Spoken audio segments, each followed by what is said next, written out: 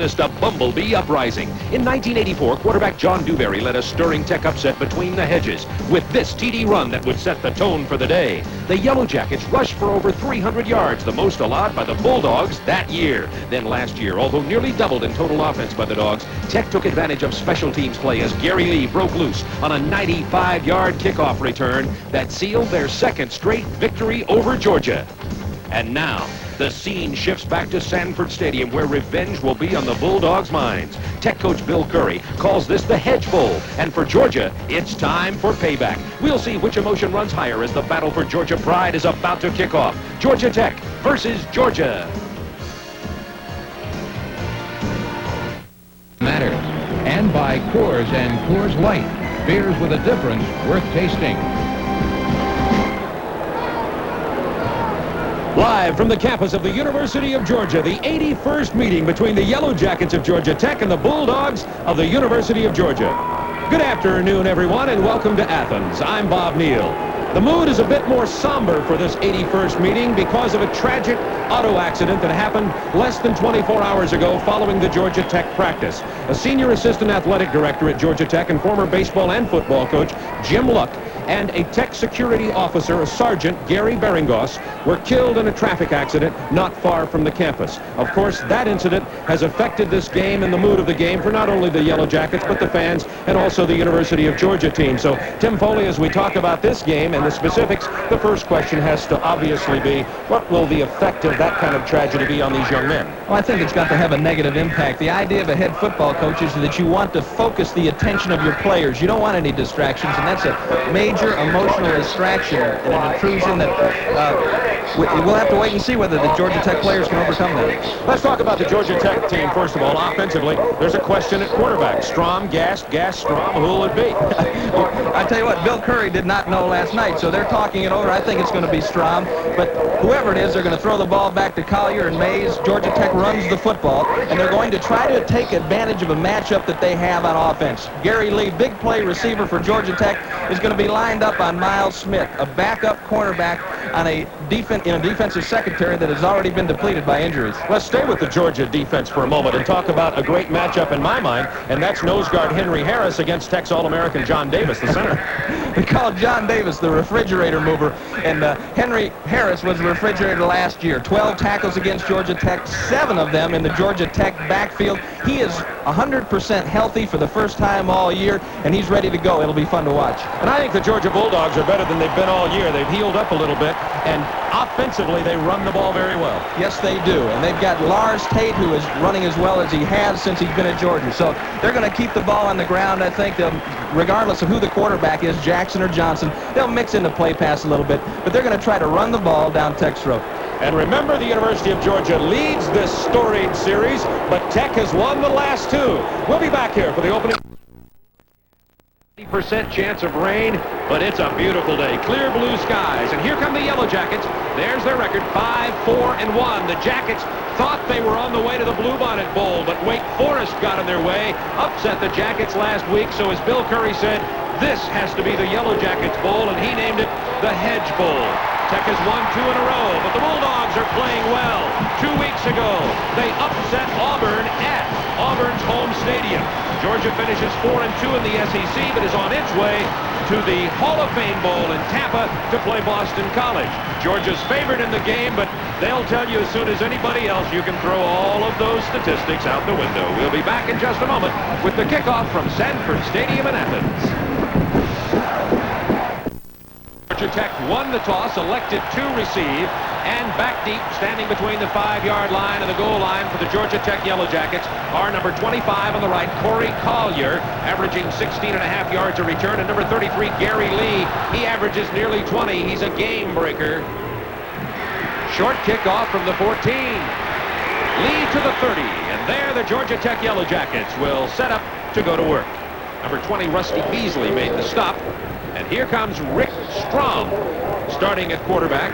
That was kept slightly secret. We didn't know whether it'd be Strom or Gast, but Strom, the 6'3", 200-pound junior, he's thrown 4 touchdown passes. The offensive line led the All-American Outland Trophy candidate, John Davis, 307 pounds on the offensive line. And we're ready to start here in the backfield. It's Collier and Kelsey starting for Tate. for Georgia Tech from the 30. And the handoff goes to number 25, Corey Collier. He gets about 5 to the 35-yard line. Aaron Chubb with the stop. He's the right end for the University of Georgia. The Bulldog defense had been injured most of the year, but most of them are well now, particularly the man highlighted in the middle, Henry Harris. Henry is 265 pounds and a dominating player. Brantley and Boswell, Georgia's junkyard dog linebackers, and John Little named this week to the Walter Camp Foundation All-American team, the safety for the University of Georgia, number 19. Second down, 5 Tech. Strom wants to throw. As his man open, he hits out of the backfield. Collier, first down to the 42-yard line. Corey Collier. And Rick Strom comes out and completes a pass. You know, this is Strom's first year of regular play since he was a senior in high school because of his injury when he was a senior, Tim. Well, we saw Todd Rampley against Michigan State last year in the All-American Bowl, as you see Bill Curry there, and Bill had a tough decision this week to make because Darrell Gass has performed well. On first down, 10 from the 42-yard line. The Yellow Jackets opening drive of this ball game from Sanford Stadium. Here's the pitch to Collier. Out of bounds at the 45-yard line. Gain of about 3. Penalty marker down. Corey Collier, senior from Columbus, Georgia. Jerry Mays had been starting along with Malcolm King, and both of them were moved out of the starting lineup for Collier and Kelsey. As you look at Vince Dooley, the dean of coaches in the SEC, the penalty is holding, and it's against Georgia. Does it look to you like Vince's hair is a little bit grayer since we saw him earlier in the year? It's been a gray hair year for Vince Dooley. On the defense. There's a list of the officials. Rod Daly from the ACC. It is a mixed crew. ACC referee, but mixed with Southeastern Conference officials. And you're going to see a lot of this. Georgia Tech running the football, averaging almost 250 yards a game. That's what they do best. They'll mix in the play-action pass and look for the home run to Gary Lee. It'll be second down 2 from the 50.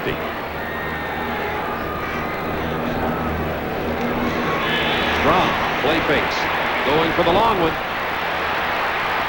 Way downfield, overthrows Chris Caudle.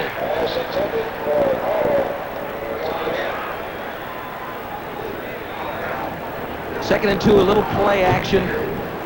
I think that you may see a little less blitzing from Georgia than they're used to. I think they're concerned about Gary Lee. They don't feel as though they have a defensive back that matches up real well with Gary Lee, and as a result, they'll be a little bit more conservative. They'll show him the blitz and try to get into coverage. They'll show him the blitz and come. From the 50-yard line.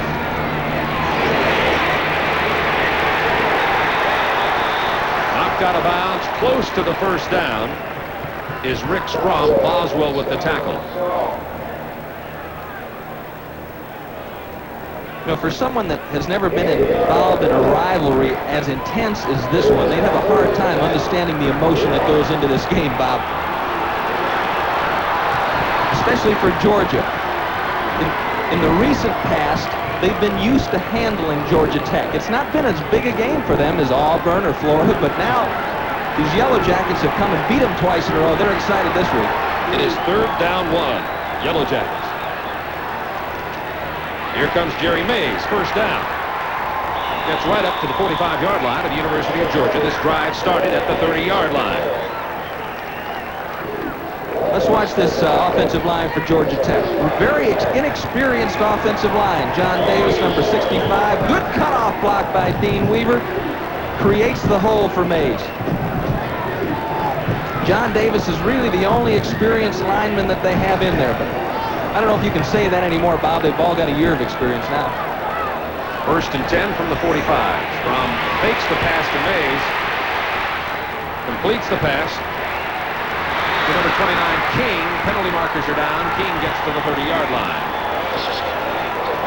I think what you're going to see here, Bob, is an illegal receiver downfield. That was a double screen. They faked it to the wide side of the field, tried to sneak in a screen back to the close side here.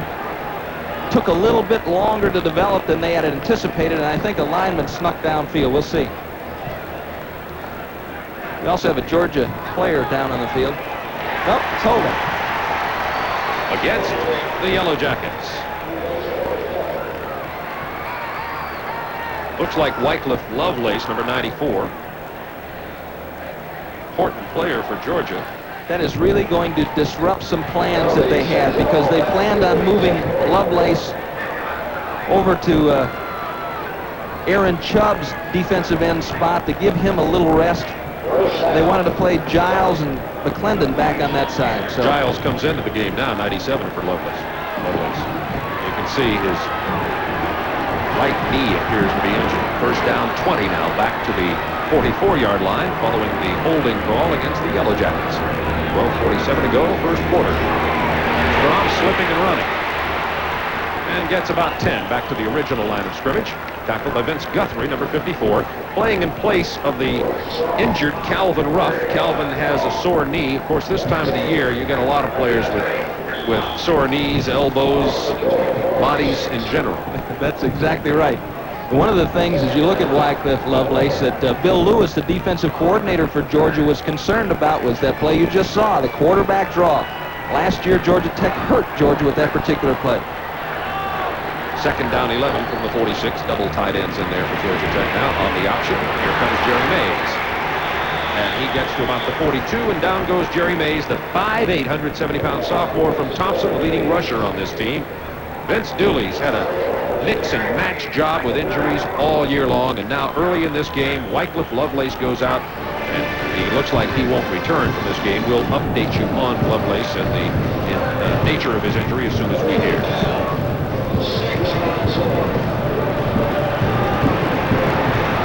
It'll be third down and 6 from the 41-yard line. Tech started at the 30. They're knocked back inside their territory on a holding call. Strom facing the blitz. Bounces the ball down here to number 1, Nate Kelsey. It's incomplete, and the Yellow Jackets will have to get rid of the football. Georgia in a situation where they might have blitzed in previous weeks, now playing a 2-deep zone, 5 under. Nice throw by Strom. Kelsey should have had that one. If he'd have made the catch, he had a good chance of making the first down. And look at Henry Harris out there in the flat. He'll be all over the field this afternoon. There's Freddie Lane. Sean McDevitt to punt. Hits it right from midfield. It's a good one. Going to come down at about the 8 or 9 yard line and roll dead at the 10. An excellent 9-iron shot by the sophomore walk-on punter Sean McDevitt. Only 31 yards, but he got the job done. Georgia will begin their offense from their own 10-yard line. Scoreless game, 11-12 to go in the first quarter. This is Super Football Saturday on TNT. Auburn in that Georgia upset. Fred Lane, we thought was going to start the game to replace Cassius Osborne, who has 12 stitches in his hand and practice injury, but Nate Lewis is in there right now. Scott Adams is the man replacing Wilbur Strozier, the excellent right tackle, and that will be definitely a factor in this ball game. We'll keep our eye on Scott Adams, number 75, who has a big job in his hand for the University of Georgia. First down, 10 from the 10 for the Bulldogs. Big opening.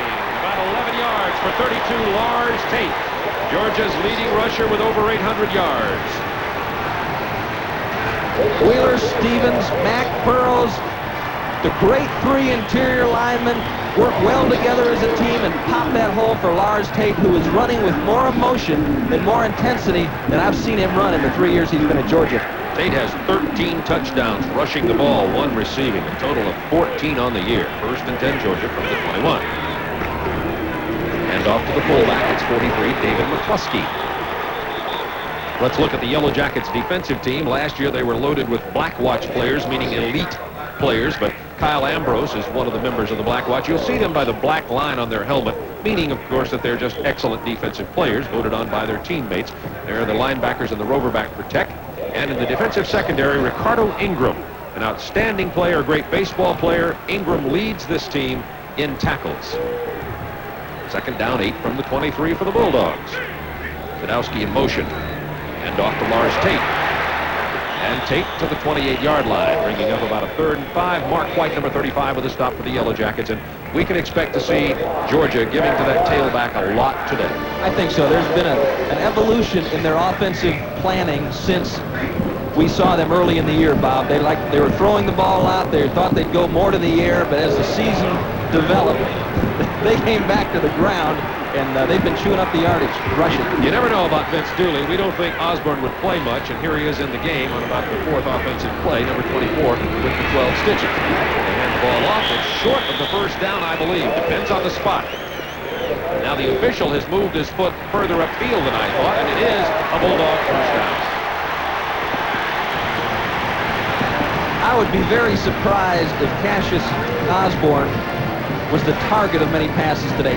His fingers were split in practice by a Wayne Johnson pass, and the split went down through his palm, 12 stitches. He's going to put a baseball glove on him for him to be able to catch today, I think.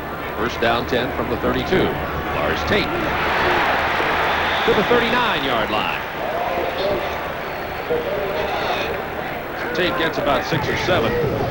Rod Stevens, 58, with the tackle. Let's watch Kim Stevens, Scott Adams. Scott Adams, number 75, working against 86 Paul Jorgensen. I asked Don Lindsay, the defensive coordinator, if there was anything he could do to take advantage of the absence of Wilbur Strozier, and he didn't feel like he had a dominating player like a Pat Swilling to be able to really isolate that particular area. Second down 3 from the 39. Lars Tate, his 5th carry of the day. First down, 45. Penalty marker on the field.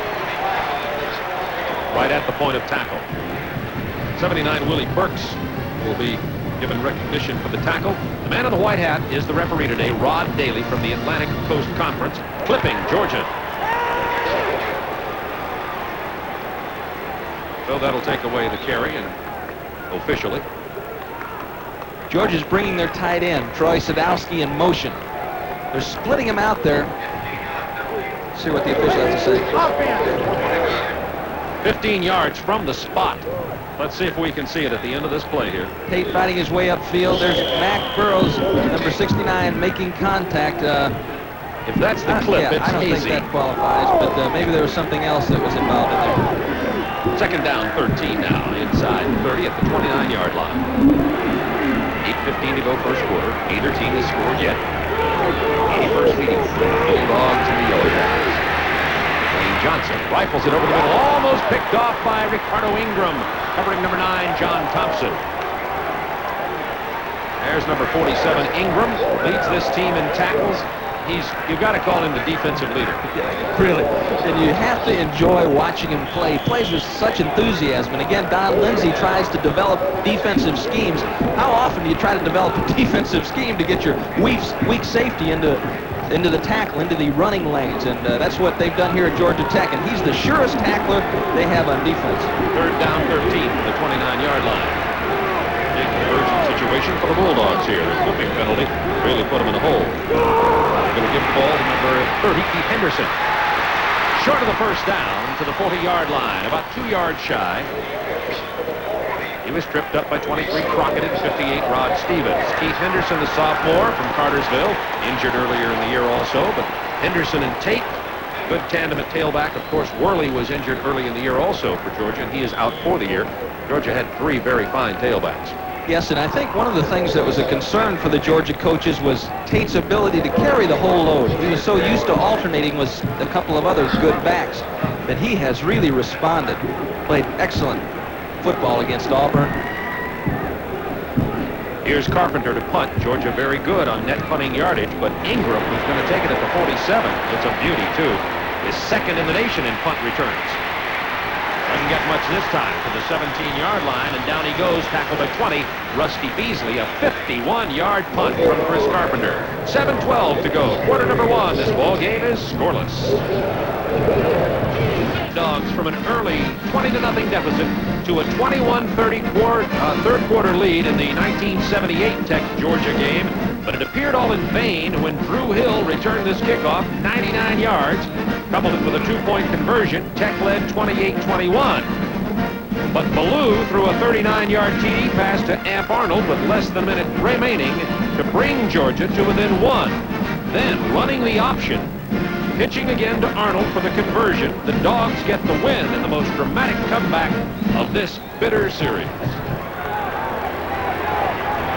First and 10, Georgia Tech from the 16. Actually, they officially call it the 17. Scoreless game, first quarter. Jerry Mays. The 24-yard line. Last year's ACC Rookie of the Year, and there's Bill Lewis, the defensive coordinator for Georgia. In his 7th year as a defensive coordinator of Georgia, Bill Lewis has done probably his most remarkable job this year. There were times when he didn't have 11 people to put on the field. First, lost a lot of his interior linemen, trying to develop schemes to cover up for that. And now his secondary, he's having to go with some men in the secondary that really are playing out of position. Miles Smith is a safety. He's lined up at cornerback, and that limits your calls. 2nd down 3 from the 24. Strong. Plenty of time. Open over the middle at the 29-yard line. Number 40, Tim Mannion. Mannion gets enough for the 1st down, and Georgia Tech keeps their drive alive. Steve Boswell with the tackle. Strom, 2 out of 4 for 13 yards for the Yellow Jackets.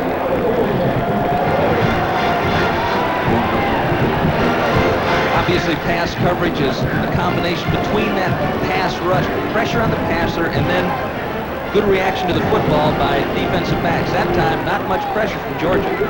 22 Hills, 10 Isom are the split ends for Tech on a 1st and 10 from the 30. In motion goes Jerry Mays. He gets the ball. Needs to beat one man. Gets a couple of yards past Will Jones across the 35 to the 36-yard line. Gain of about 6 on the play. What they're trying to do with that play, Bob, is they're trying to stretch Will Jones, the rover back, out. They're trying to get him out of the running game, and they're going to do that by, on 1st down, popping that ball out there, getting Jones to think a little bit more outside, and then come back and run the ball inside. There's Wycliffe Lovelace, and the report from the sideline is stretched ligaments. Strom has his man wide open. It's Gary Lee. He falls down at the 19. Lee was 10 yards beyond the nearest defender over on the left cornerback side for a gain of 45 yards. We're going to see this again. We pointed out in the opening, Bob, that this was a mismatch. I'm not sure Georgia has anybody that can stay with Gary Lee. This, however, was not a physical error. Miles Smith here was just out of position. Beat himself mentally, didn't give himself enough room to get back, cover Gary Lee. Gary Lee loves to play against these Bulldogs and has a great game every year. 1st down 10 from the 19-yard line. Tech threatening. Scoreless game late in the 1st quarter. Strom, quarterback draw to the 15 and no more. Gain of about 4 for the quarterback, Rick Strom. Chubb with the stop, number 28 for Georgia. One of the things that Georgia's going to have to do is move a linebacker out there and get the jam on Gary Lee. They're going to have to hit him. As you look at Chip Wisdom there sending in a play, and there are the boys, Boswell and Brantley chasing down the quarterback. A good call, quarterback draw in a man-to-man situation. 2nd down 6, Mays and King in the backfield.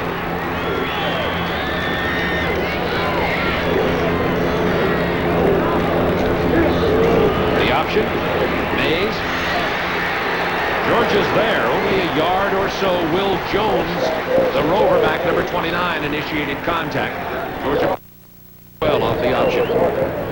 Watch the back dive into the line of scrimmage. They're trying to freeze Henry Harris with that man. Now they're optioning off Vince Guthrie. Will Jones does an excellent job of avoiding the block of Tim Mannion, who is out there to occupy him. Couldn't get it done. Jones, a fine technician, and probably spends as much time studying films as anybody on the Georgia defense. Comes up and makes a good play. 22 Hills to the right side. Over to the left is Gary Lee in the backfield now. Collier gets the play fake. The pass is complete to Mannion, and he is out of bounds at the 3-yard line. 1st and goal, Yellow Jackets.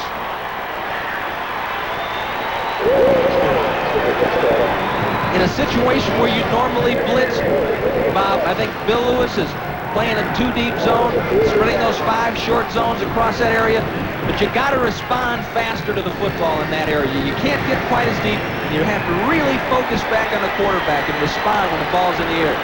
Double tight ends. Massey and Mannion in there for Tech. 1st and goal from the 3. Pitch to Corey Collier. Collier gets to about the 1.5-yard line on 2nd effort. He was hit back there about the 5. Tackle Aaron Chubb. We're going to pause 5 seconds to allow our local stations to identify themselves. You're watching Superstation WTBS, Atlanta. It's just outside the 1-yard line. Let's call it second and goal from the 1. Collier and Mays both pack quite a punch in that compact frame that they have. The power offense in there. 3 tight ends for Georgia Tech. Penalty marker down. Touchdown, Malcolm King. Let's hold it for a moment. By the jubilation on the face of Tech, the call is against Georgia. Offsides. Touchdown stands, and the Yellow Jackets lead 6-0 with 2:46 to go in the quarter. An 83-yard drive against Georgia. And Tim, you said before the ball game that you thought that the passing game would be effective for obvious reasons against Georgia with the injuries to the secondary, and that's exactly what's happened here. That's what happened there, but that, as we mentioned, that wasn't necessarily a physical mistake. It was more of a mental error on the part of Miles Smith, or a mix-up in the coverage. And you saw Bill Curry, you saw that emotion. He tries to look real composed and calm all the time, but the fire is burning in there. Point after, but David Bell is good. Georgia Tech leads 7-0. Here's the touchdown run again. Probably felt like Gary Moss was offside there. Brantley scraping. Malcolm King breaks the tackle of John Brantley and carries it into the end zone. His 4th touchdown rushing on the season. Tech leads 7-0. This is Super Football Saturday on TNT.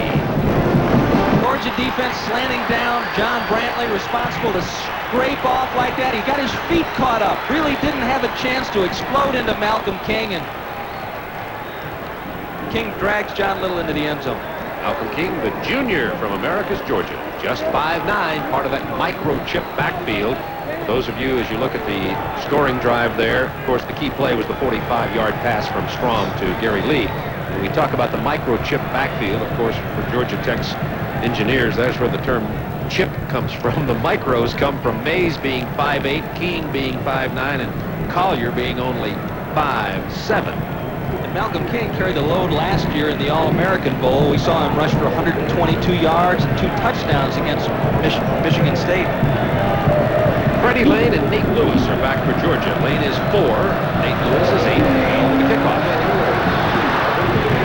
from the 40 because of the offsides penalty against Georgia that is tagged on. Lewis, indecisive, decides late to run it out and does get it to the 19-yard line, so he doesn't pay much for his indecision. And here is Wayne Johnson, the Georgia quarterback who came in and played last week, 2 weeks ago against Auburn, when James Jackson, who had had a death in the family and also had been playing off an injury, couldn't play in the ball game. And Johnson, the sophomore, played spectacularly. He played with poise. I think that's what Vince Dooley liked to see. And Jackson has been bothered with that ankle since South Carolina. Vince Dooley said he does expect to play James Jackson in this game at some point. Handoff, Henderson stopped after a gain of 1 yard. Tate and Henderson combining in the backfield. Tate's the swing man. He can play fullback or tailback. And Kyle Ambrose, a member of the Black Watch, number 90. To call Kyle Ambrose Mr. Easy. Played a little bit last year, but has really developed. Larry New, the defensive line coach, said that this has been one of the most gratifying years of his coaching career because of the progress that people like Kyle Ambrose have made. Georgia, second down 9 from the 20. 2:10 to go. Quarter number 1. Tech lead 7-0. Johnson. Left side, Tate hitting his tracks, thrown for a loss. Number 5, first man there, Mark White, the right inside linebacker, the sophomore. Both these teams very well prepared defensively. As Bill Curry looks on, he knows that Georgia probably runs the screen as well as anybody in college football today. And Mark White played that play to perfection. Was there. He beat Keith Johnson, who was coming out there to block him, and made the stop. Clock down to 1:35 remaining in the first quarter. Third down 10, Georgia. Georgia not able to pump the running play early as we thought they might against the Yellow Jackets. Play fake to Tate. Johnson. Incomplete, looking for John Thomas. And the Bulldogs will have to punt it away again. And James Jackson, we'll expect to see him a little later. He's the 5'11" small quarterback with the great sprint out speed. Johnson's the long drink of water 6'4" pocket passer. Ricardo Ingram goes back. I told you he's second in the nation in punt return yardage. Georgia excellent stopping the punt return, as I showed you last time. And Ingram is a starting right fielder for Georgia Tech's ACC championship baseball team. Hit .308 last year. And both these guys met each other. Chris Carpenter, a pitcher for Georgia. Ingram at the 35. Oh, he's an exciting player. That's a dangerous move to vault into the air there. Out to the 47, tackled by 54, Vince Guthrie. 46-yard punt, 12-yard return. 1:09 to go, first quarter. 5. He grew up near this campus and really thought he might become a Bulldog instead of a Yellow Jacket. He told us about it prior to today's game.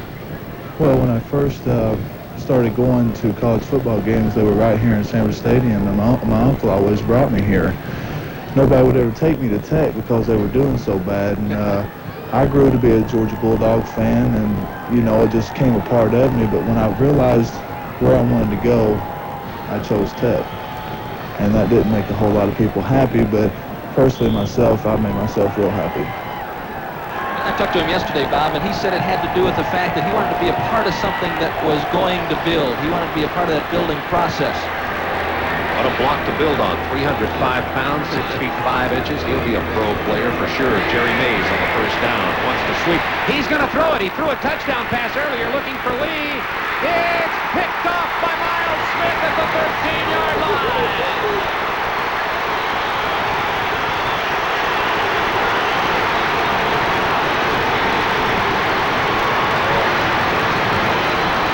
It's a great call here, Bob. Great call. You figure Georgia's going to be cranked up. They haven't been able to move the ball. They're behind. They're going to be coming after you. They're going to be reckless. They're not going to be cautious. And just an excellent job of concentration. That's as good a running fake as I've ever seen on a halfback pass. Good job, Jerry. Good throw. But Miles Smith does not go to sleep. He's back there with Gary Lee and makes a heck of a catch. Minute to go, first quarter, first turnover of the game, and it goes the way of the Dogs. They're trailing 7-0. They're at their own. They spotted it at the 14. Tate stopped. Gain of only 1. Kyle Ambrose leading the way. You know, we've seen Georgia so many times over the past few years of doing Southeastern Conference football, and we know one thing about Georgia's running game. It may look like they're not getting anywhere in the first and second quarter, but they will pound at you till you cry uncle. That's right. You know, that's just chipping away at the tree. That's all they're doing. And, that, you know, they'll wear you out. We've seen it happen as so many teams have experienced in the third and fourth quarter, Georgia coming on. Georgia's rushed for 42 yards, 29 of them. Lars Tate. This is second down 8. Johnson on the sprint out. Has a man there. Complete to Osborne at the 29-yard line. It's not a phantom injury, but I'm going to call it phantom for a moment. Remember the days of Herschel Walker. Vince says, I don't know if he can play. Right, yeah. Now imagine cutting yourself with the knife down your palm and sticking 12 stitches in there. That's what he's playing with.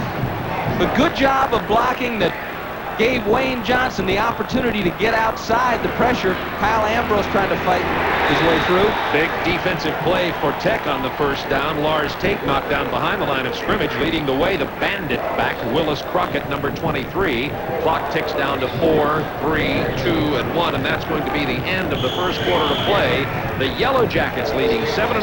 It'll be second down, 12 Bulldogs when we return. This is Super Football Saturday on TNT.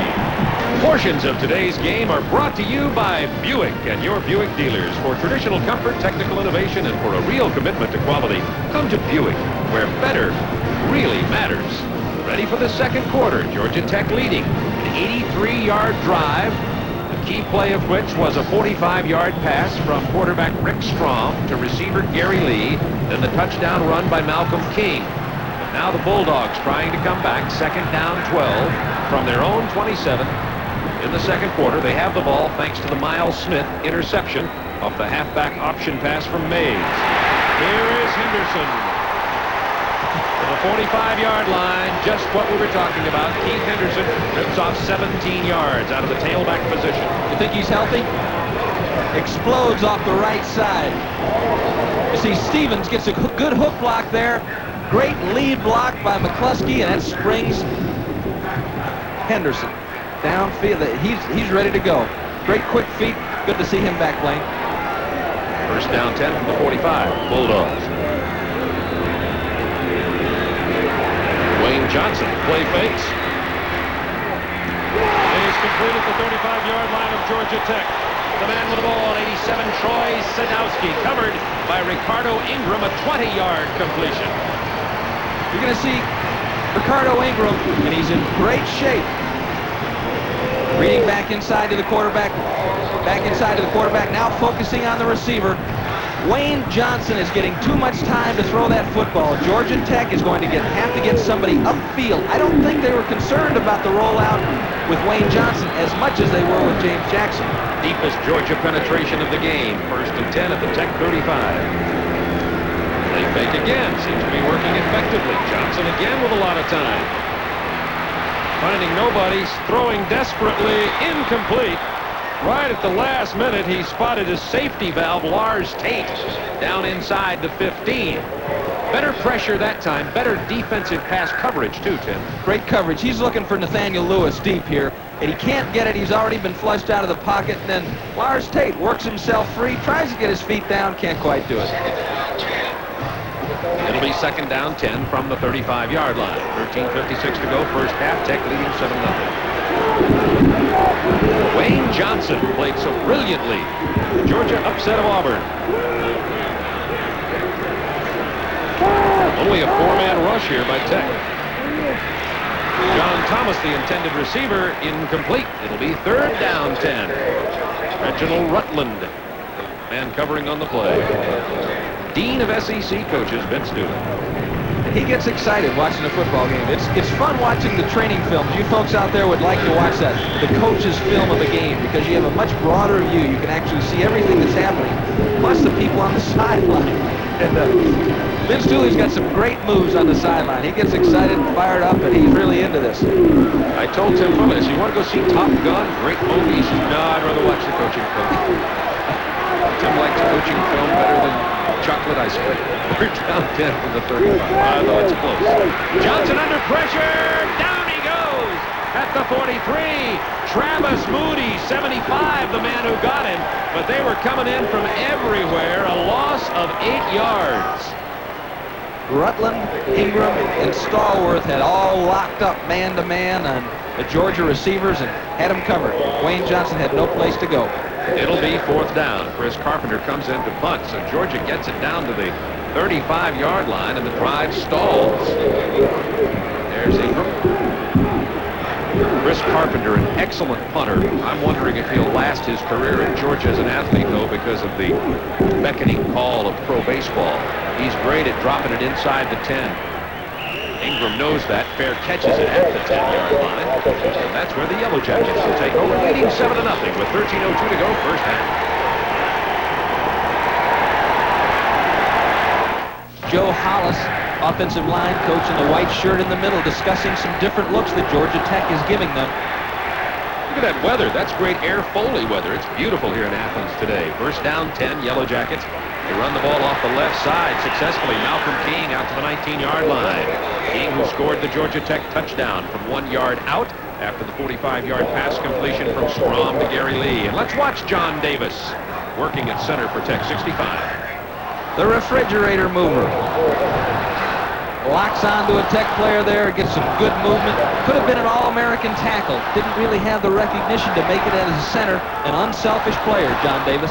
Henry Harris wasn't in the game on that play, number 52, but he is back in there for Georgia now. Number 28 with the tackle is Aaron Chubb. Malcolm King carrying again on the first down.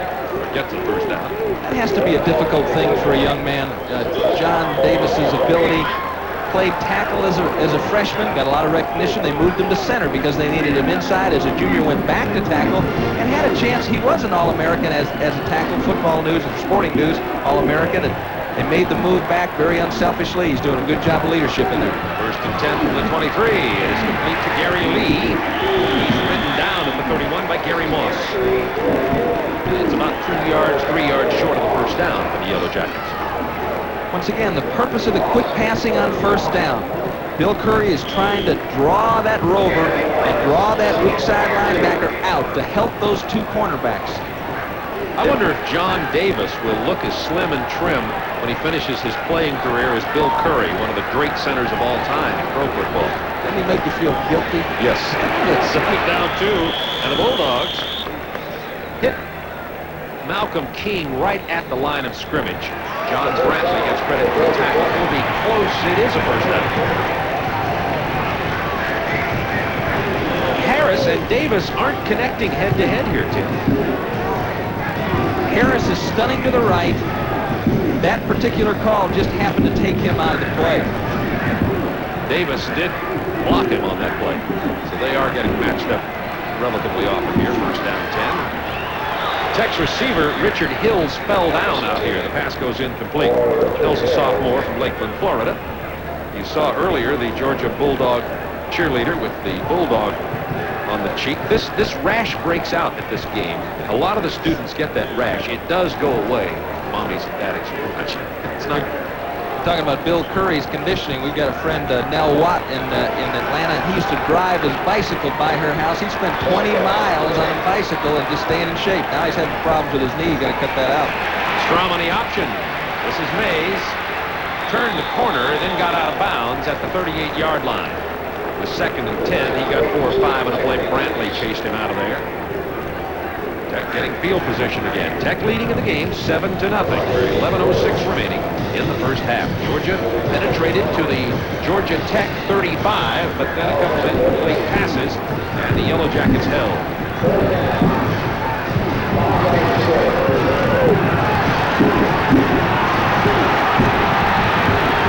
3rd down 5. Yellow Jackets at their own 38. Sanford Stadium in Athens. Crowd on their feet for this defensive series. Mays in motion. Georgia blitzing. Strom falling down at the 28. The field is wet, even though it's a beautiful day. It rained solidly here for a couple of days. I don't think it'll really be a problem, but it is a little soggy out there. Georgia will see that play again from Georgia Tech, because in that blitz situation, John Brantley was matched up with Jerry Mays. John cannot run with Jerry Mays, so Georgia Tech will try to get him back into that look again sometime in the future. John McDevitt, penalty markers down. McDevitt gets off a good punt. Lane going to let it bounce. It's getting a Georgia Tech bounce of about 10, 15, and more yards. It's going to be a long one when it rolls dead at about the 17-yard line. There is a penalty marker down. 53-yard punt from the sophomore from Atlanta, Sean McDevitt. Penalty marker way back upfield. There's the ACC official, Rod Daly. Mixed crew today of Atlantic Coast and Southeastern Conference officials. Illegal procedure, Georgia Tech. And after the 53-yarder, Georgia's going to make them punt it again. There's the cast on the left leg. We talked about Georgia injuries. That's Uga 4. He missed several games. He is back, but for the game today. But Otto, who had replaced him, maintained his starting position. He filled in so well. We need to enter. There's Otto. Otto's coming into the picture now. That's enough talk about Uga. The backs lined in too close to the line of scrimmage. There's the explanation from the official as to what happened. And there's you get it all from Bill Curry. He's definitely displeased. Let's see if McDevitt can get off another 53-yarder. He needs it here. He's going to punt it from his 10.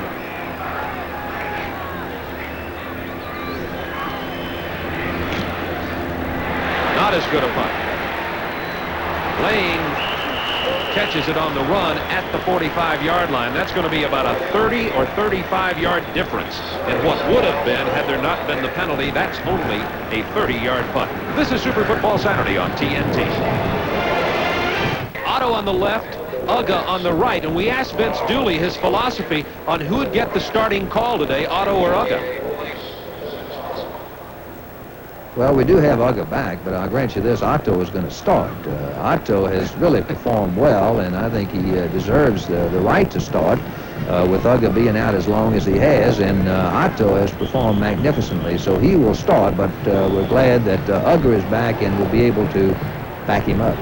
Equal application of the rules. The same was true for the quarterbacks. Wayne Johnson, who performed well, started, but James Jackson gets his chance, as will Uga later in the game.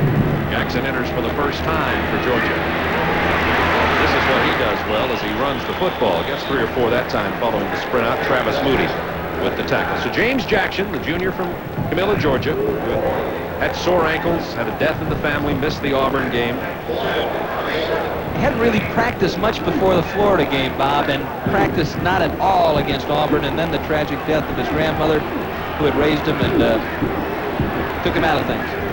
Second down 8 from the 47. Georgia. 9:40 to go, second quarter. 7-0. Henderson running for the first down with authority. Enthusiasm to the 43-yard line. John Porter making the stop for the Yellow Jackets. And here's a Keith Henderson that had an 80-yarder against Florida last year. Wow, look at that acceleration back to the inside. Breaks a tackle, feet driving. Tough to stop. 9:26 remaining in the half. First and 10, Georgia at the 43. Double tight ends, 87 Sandowski and Kurt Warner, number 83.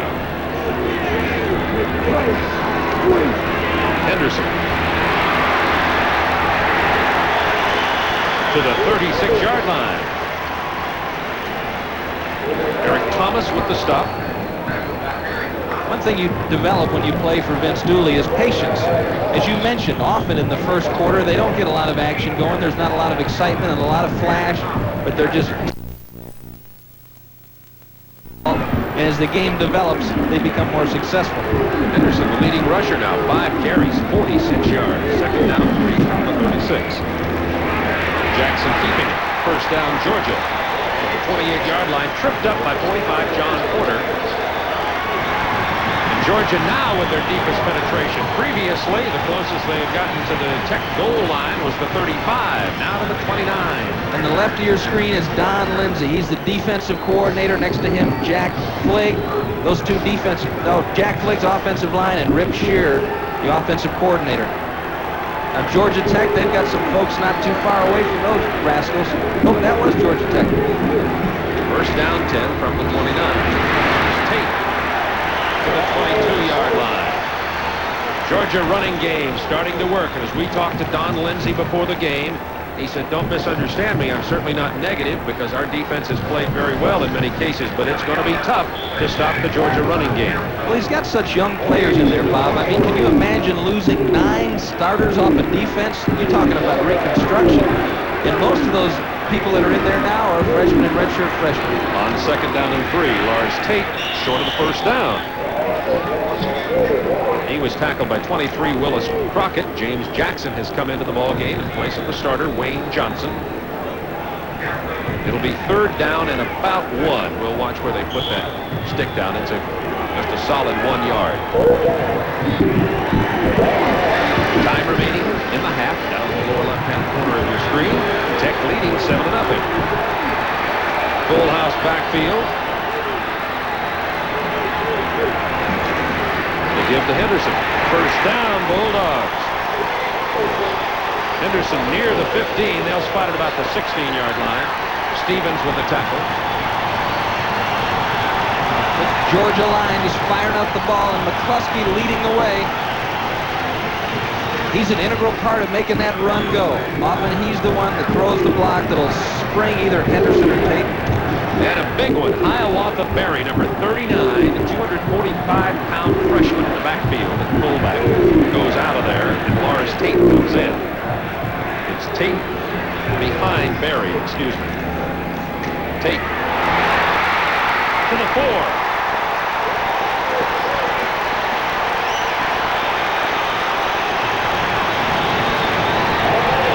Let's watch this again. Hiawatha Berry, posted at 260 pounds, number 39. You ever seen a tractor with a jet engine? He just creates the hole there, and a miss by Kyle Ambrose. Tate runs through that tackle down to the 4. Shades of the refrigerator for the Bears playing in the backfield. First and goal for the 4 Bulldogs. Berry's out of there now. We have McCluskey, Henderson, and Tate. Here's Henderson, stopped at the line of scrimmage by Ricardo Ingram. It's amazing what you can find out by accident. I mean, McCluskey was nicked. They lost Kevin Jackson, where he had a hamstring problem. Randy Jackson had a knee problem. They were just decimated by injuries in that backfield, and they took Hiawatha-Berry, who had played fullback some in high school, and put him in there. He's done a good job. 2nd and goal from the 4. Same backfield, double tight ends. Motion Henderson. It's Tate, power run, cuts inside, touchdown, Bulldogs.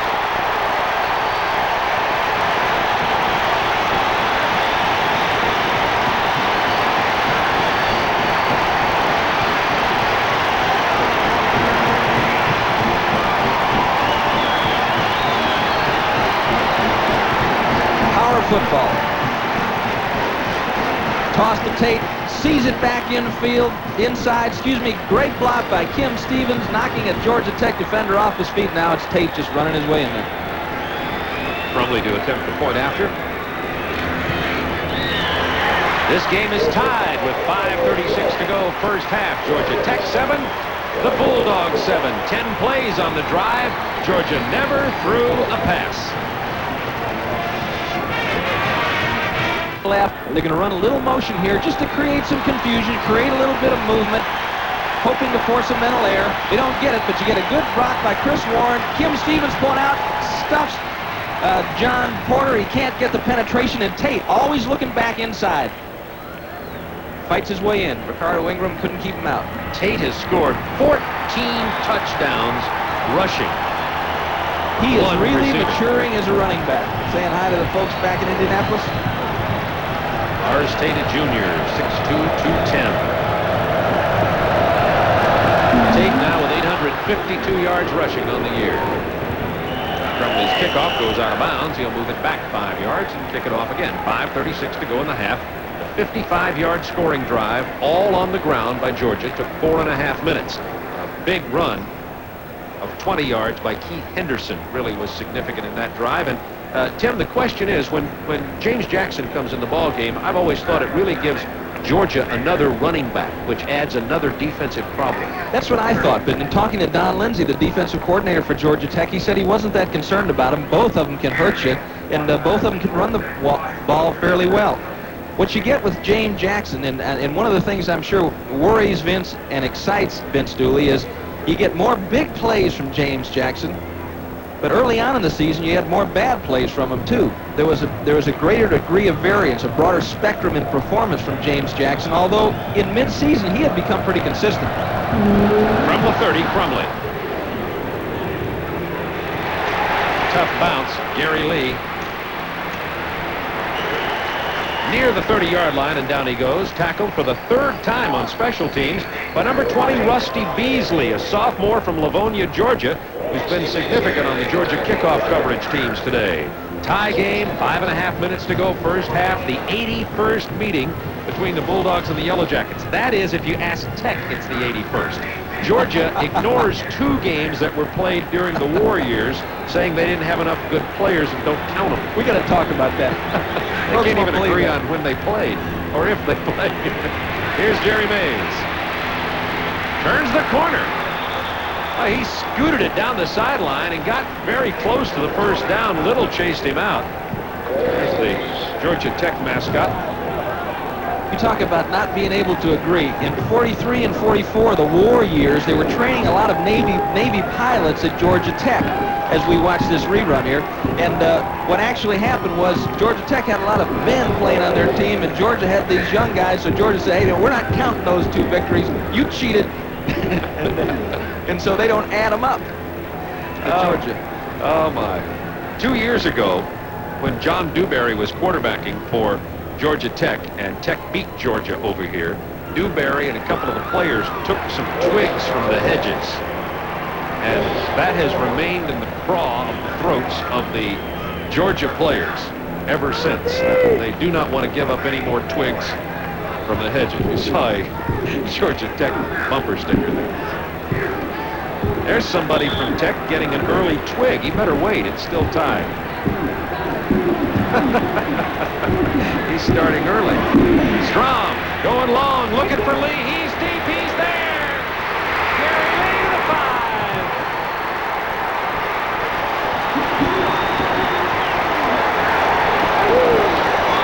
"55 yards. I tell you what, Bob, this gives me chills. being a defensive back. I've been in this situation. And you got to be happy for Gary Lee. He just runs right by him here. There's nothing fancy. Miles Smith just doesn't turn and run fast enough. Son, you got to back up a little bit. That guy's faster than you are. And it's this awfully lonely feeling to drag yourself up off the turf and walk back to the huddle after that. Gary Lee, a pro-quality receiver, showing you why. First and goal from the 5. Jerry Mays. Touchdown, Yellow Jackets.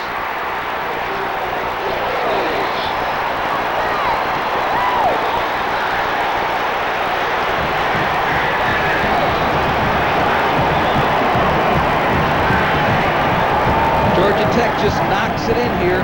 Waters, Bearden, Tim Mannion, nice block. Brantley can't keep him out of the end zone. And the thing that really has to stick in Bill Lewis's craw is that they're not blitzing because they're afraid of what just happening. And in that particular instance, that was a 3-deep zone. So it's a conservative call. Don't get beat in your strengths. If they're going to beat you, make them beat you. David Bell the point after. 14-7, 4:57 to go, first half. They can beat you physically. In that type of situation there, you're beating yourself mentally when you get the ball thrown over your head in the 3-deep zone. This is Super Football Saturday on TNT.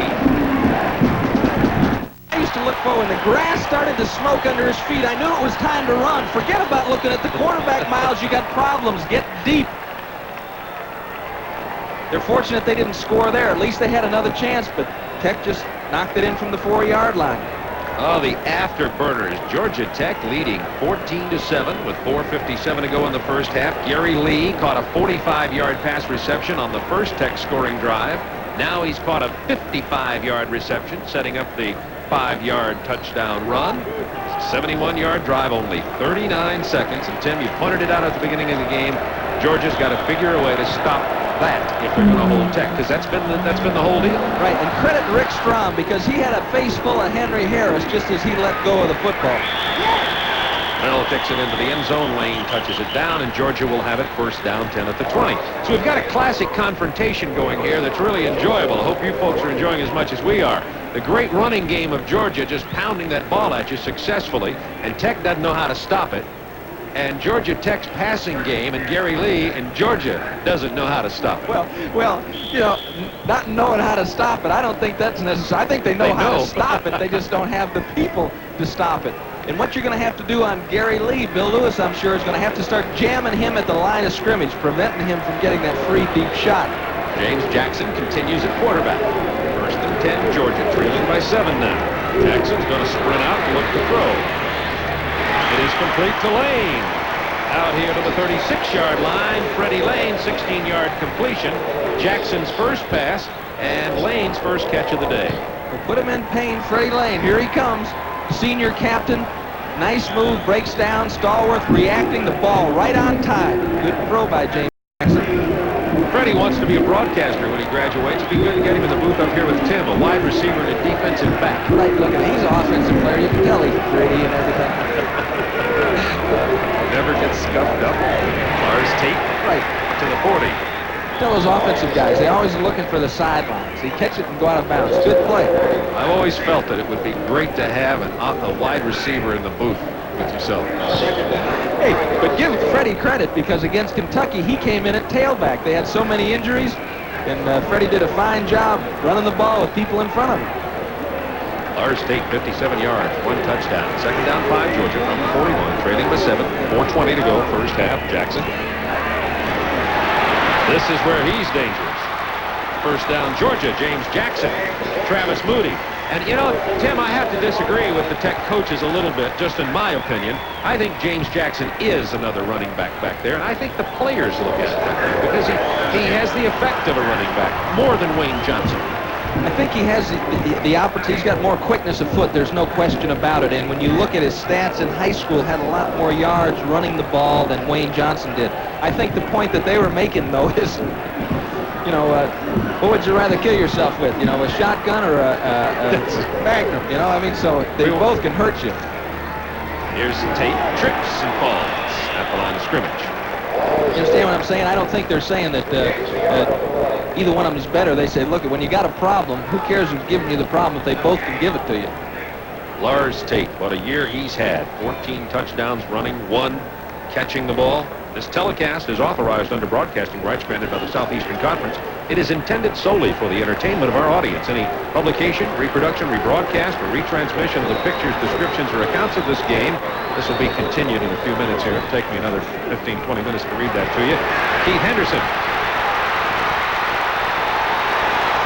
Down to the 37-yard line. In whole or in part without the express written consent of the Southeastern Conference and the Turner Broadcasting System is prohibited. There.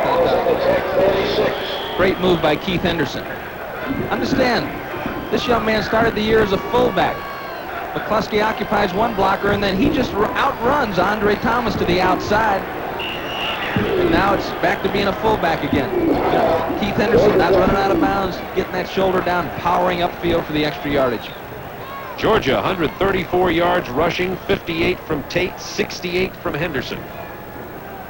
Timeout on the field, charged to the Yellow Jackets with 2:54 remaining in the first half, and the Yellow Jackets leading 14-7.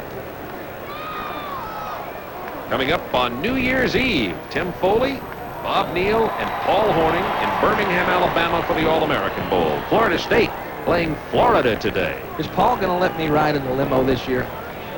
I think I've earned a ride in a limo. I'm not sure. I'm not sure. Paul was discussing the limo with the folks just previously. He's very sensitive about who rides in that limo. I know I've never been in. Vince Dooley on the phone with George Hafner upstairs. George, we're talking about high school days. Of course, is from Mount Carmel High School in Chicago, and Mount Carmel has got, I think they're rated the 3rd or 4th best high school football team in the nation this year. And he said he's got some receivers up there that he's looking at as you see the Georgia coaching staff. George Hafner, second from the left. First down 10 from the 36-yard line. Georgia trailing 14-7, 2:54 to go in the half. McCluskey, Henderson in the backfield. Keith Henderson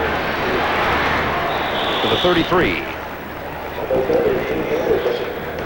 Victor Perry, Mac Burrows, Keith Johnson, Stevens, Wheeler, Adams. Varying times on that offensive line for Georgia. Remember, their best offensive linemen, or certainly a significant one, Wilbur Strozier, is not in there. He's injured against Auburn. Second down 6 from the 32.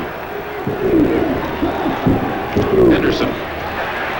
Well played by Tech, but Henderson keeps scrambling to the 30. He's down there. It'll be 3rd and about 4. Andre Thomas with the trip up. Good penetration by Kyle Ambrose. East Orange, New Jersey, Kyle Ambrose. They've got, interestingly enough, when you look at the defensive alignment for Tech, they have 3 defensive ends who are from Ohio. Shane Curry from Cincinnati, Sean Smith from Cincinnati, and Steve Mullen from Youngstown. Then you go over to Ambrose, he's from East Orange, New Jersey, and Willie Burks, the lone Southerner in there from Dothan, Alabama. And they're all freshmen. Shane Curry, a true freshman. Sean Smith, as we discussed, a significant individual. He's 6'7", weighs 260 pounds, and just a baby. And that's one of the problems that the Yellow Jackets have, is facing this mature, excellent offensive line for the University of Georgia. They just lost that black watch. You get a good view there that you just looked at. Only one of those players with that black stripe down his helmet. That's because these players are so young. They'll earn probably the defensive recognition as they mature. Big play. 3rd and 4, Georgia trailing by 7. 2:11 to go, first half. Tate. Todd Wheeler at center, moving Willie Burks out. Willie Burks finally makes the tackle after the first down run. And Kim Stevens got an excellent block on Mark White. Be able to see it from here. Tate bobs a little bit to the right and then slashes it right upfield. Thinking first down, thinking first down. Some running backs get caught up running laterally on 3rd and 4, and that can really hurt you. You're not looking to get a touchdown. You're looking to get 4 or 5 yards, whatever you need. Georgia player down. As soon as we Tech player, as soon as we clearly identify the player, it's Ingram. Does not look to be anything serious. Just guessing. Ingram was in on that play at the end of it. maybe the wind knocked out, hopefully. Coming to put the shot on Lars Tate. Couldn't see anything there. And free safety, FS. That could stand for full speed. You're talking about Ricardo Ingram. He's 100% all the time. Looks to be okay. We'll update you. He's out of the ball game right now, though, and that's significant when it's first down 10 at the 20. Bulldogs, you don't want Ricardo Ingram, your leading tackler, off the field. He's okay. You bet he'll be back in next play. We'll watch for that.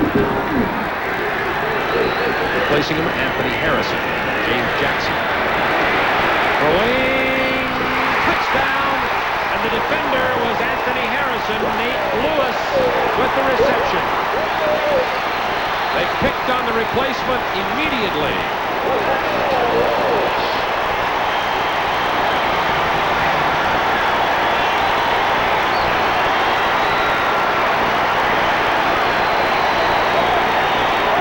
We'll see it after the extra point, Bob. The key to that play, though, was James Jackson continued to roll. Paul Jurgensen couldn't get the containment. He had 3 different Georgia players come and try to block him. Couldn't stop the lateral movement of James Jackson. This game's tied with 1:48 to go in the half. So Harrison comes off the bench. Obviously he's a senior, but he's cold. As Ingram went out, he was shaken up on the play, and immediately Georgia goes right into the end zone. What you want to do is limit James Jackson's lateral mobility. Get upfield. You see Jurgensen working against Adams there, and here comes McCluskey to help out, and he's still fighting, and here comes Lars Tate to help out. That just gives him too much time to throw the ball. Now, a nice acrobatic catch by Nathaniel Lewis. Everybody in good shape. He just played the ball well. Getting with, throws the ball downfield. And he's excited. Big play by James Jackson and Nate Lewis. Wayne Johnson started the ball game, but Jackson comes in and throws his 9th touchdown pass of the year. There's Gary Lee, 33, and Corey Collier, 25, back to take the kickoff from Georgia. It's tied at 14. We've got ourselves a beauty. Jackson, 2 drives, 2 touchdowns since he came into the ball game for Georgia. Last year, Gary Lee, we showed you in the opening, took it 95 yards, and that's why Georgia's kicking the ball off a little bit funny this game. They don't want to set that up for him again. Joey Hester is kicking off, number 1. Joey is a redshirt freshman quarterback. Some think the quarterback of the future here at Georgia. Sure tough to handle these kickoffs. Gary Lee at the 9. Out to the 21. 27, Rick Fromm with the stop. And this game's tied at 14 with 1:41 to go. Stay with us at halftime. We'll see the Georgia Redcoat Marching Band college football scores, and we'll meet Glenn Davis, first baseman for the Houston Astros. He was runner-up as most valuable player in the National League last year. And, of course, played his collegiate baseball for the University of Georgia. First down 10 from the 20-yard line. And 41 to go, first half. Penalty markers down. Carrying the ball, 29, Malcolm King. Greg Williams had an ankle problem and a knee problem, but number 23 is back in there at cornerback. Offsides, Bulldogs.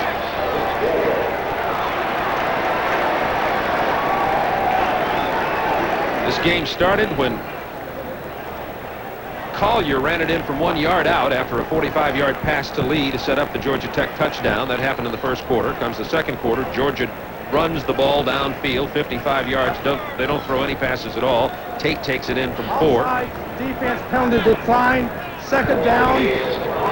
Then only just a little over a minute later, matter of fact, less than a minute later, Georgia Tech scored again because Mays ran it in from 5 after a 55-yard pass to Gary Lee. And now Georgia has come back, driven it 80 yards, and Jackson went to the air, 20 yards to Nate Lewis. Second down, 2.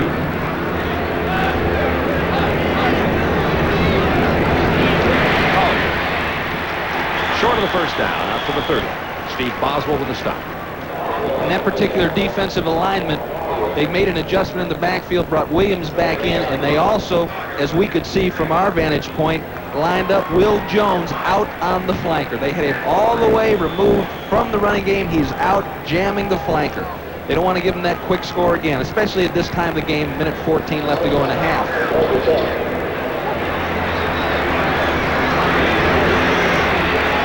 Strom. It is complete to the 40-yard line. Tim Mannion with the reception on the first down pass. Clock down to 1:02 in the half, and Georgia Tech moving that ball. They've wound the clock now on the sideline, but I don't see it ticking up here.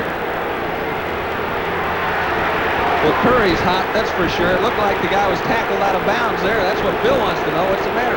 Official signal, one of the officials signaled run the clock. The other official signaled don't run the clock, and it has not, in fact, run. It has stayed at 1:02. The referee taking control. This is a mixed crew now, ACC and SEC officials. Curry complaining about a cheap shot on the sideline, if you could read his lips. They did not run the clock, so he got out of bounds. Strom is nailed at the 27 from the famous Georgia blitz. Richard Tardich came in from the sideline. Tardich had 5 sacks coming into this game. Comes on the right side. Looked like he beat Sorrells. Just a quick arm over. Excellent quickness by Richard Tardich there. 9-yard loss. It'll bring up 3rd down 12. Clock ticks down to 43 seconds. We're talking about coaching pedigrees. Bill Curry had the opportunity to play for Bobby Dodd at Georgia Tech, then went into the pros, went into the NFL where he played for Vince Lombardi, followed by Don Shula. Officials, again, I keep telling you, it's a mixed crew, and often what that means, I don't mean that they have problems as to who they're for or not, but it often means they have problems with communications, not working together as crews get used to doing in each individual conference. So following the discussion, the clock is now running. It'll be 3rd down 12. Clock has ticked down to 34, 33, and counting. 5 defensive backs in the game for Georgia. Loosen up, fellas. Only a 3-man rush. Strom is going to keep it. He's hit at the line of scrimmage, and I think Georgia Tech, by the look of that play, decided where we are with the time remaining is let's just take it down here, and they're going to have to get rid of the ball. It'll be 4th down. Georgia will have at least one opportunity to touch the ball because the clock is stopped. They'll have to punt it. See Vince Dooley, more wins than any other Georgia coach, best winning ratio of any coach that's ever coached at Georgia.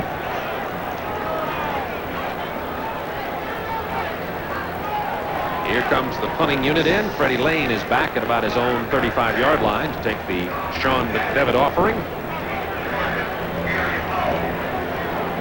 Now Lane comes out and Moss goes in to take the punt. 13 seconds remaining in the half. In this kind of game, you never want to say that he's just going to punt it and Georgia's going to run the clock out, because big plays have been the story of this series. Just ask Georgia last year. Georgia dominated the ball game, but big plays from Georgia Tech's point of view over at Grant Field in Atlanta made the difference in the Tech win. And in talking to Bill Curry, one of the things he said, and I think he's right, I think Georgia has more ability on the hoof than they do at Georgia Tech, but just stay close and then come up with a big play late in the game. Here they come. They're going after it. McDevitt gets off a beauty, however. And it's taking a Georgia Tech bounce. They sent everybody after that. And your Ford dealers who invite you to come see the 1987 Ford cars and trucks. Have you driven the Dogs of Georgia and the Yellow Jackets of Georgia Tech? Bob Neal and Tim Foley with you at halftime. Tim, we can't ask for more in a football game. It's been a beauty. Georgia Tech passing effectively with 2 touchdowns, setting them up, and Georgia running the ball so very well. And the difference, I think Georgia's looked a little bit differently since James Jackson came in. I don't think there's any question about it. He added some excitement, some enthusiasm, and he's 2 for 2 for touchdowns. That ain't bad. 2 for 2 for 2 touchdowns. James Jackson. Wayne Johnson had started. We don't know who'll be back in the second half. Let's have a look at the first half's highlights, however, and there are some beauties. Georgia Tech got on the scoreboard first of all. Here is Strom to that man, Gary Lee, 45 yards on this one, beating the cornerback, Miles Smith. Then Kerry Collier makes it 7-0 Georgia Tech from 1 yard out. Georgia comes back. Lawrence Tate takes it in. Georgia just running the ball very effectively, but Georgia Tech goes to Lee again, this time 55 yards. This is over the top, and this is why, mothers, you don't want your sons to grow up to be cornerbacks.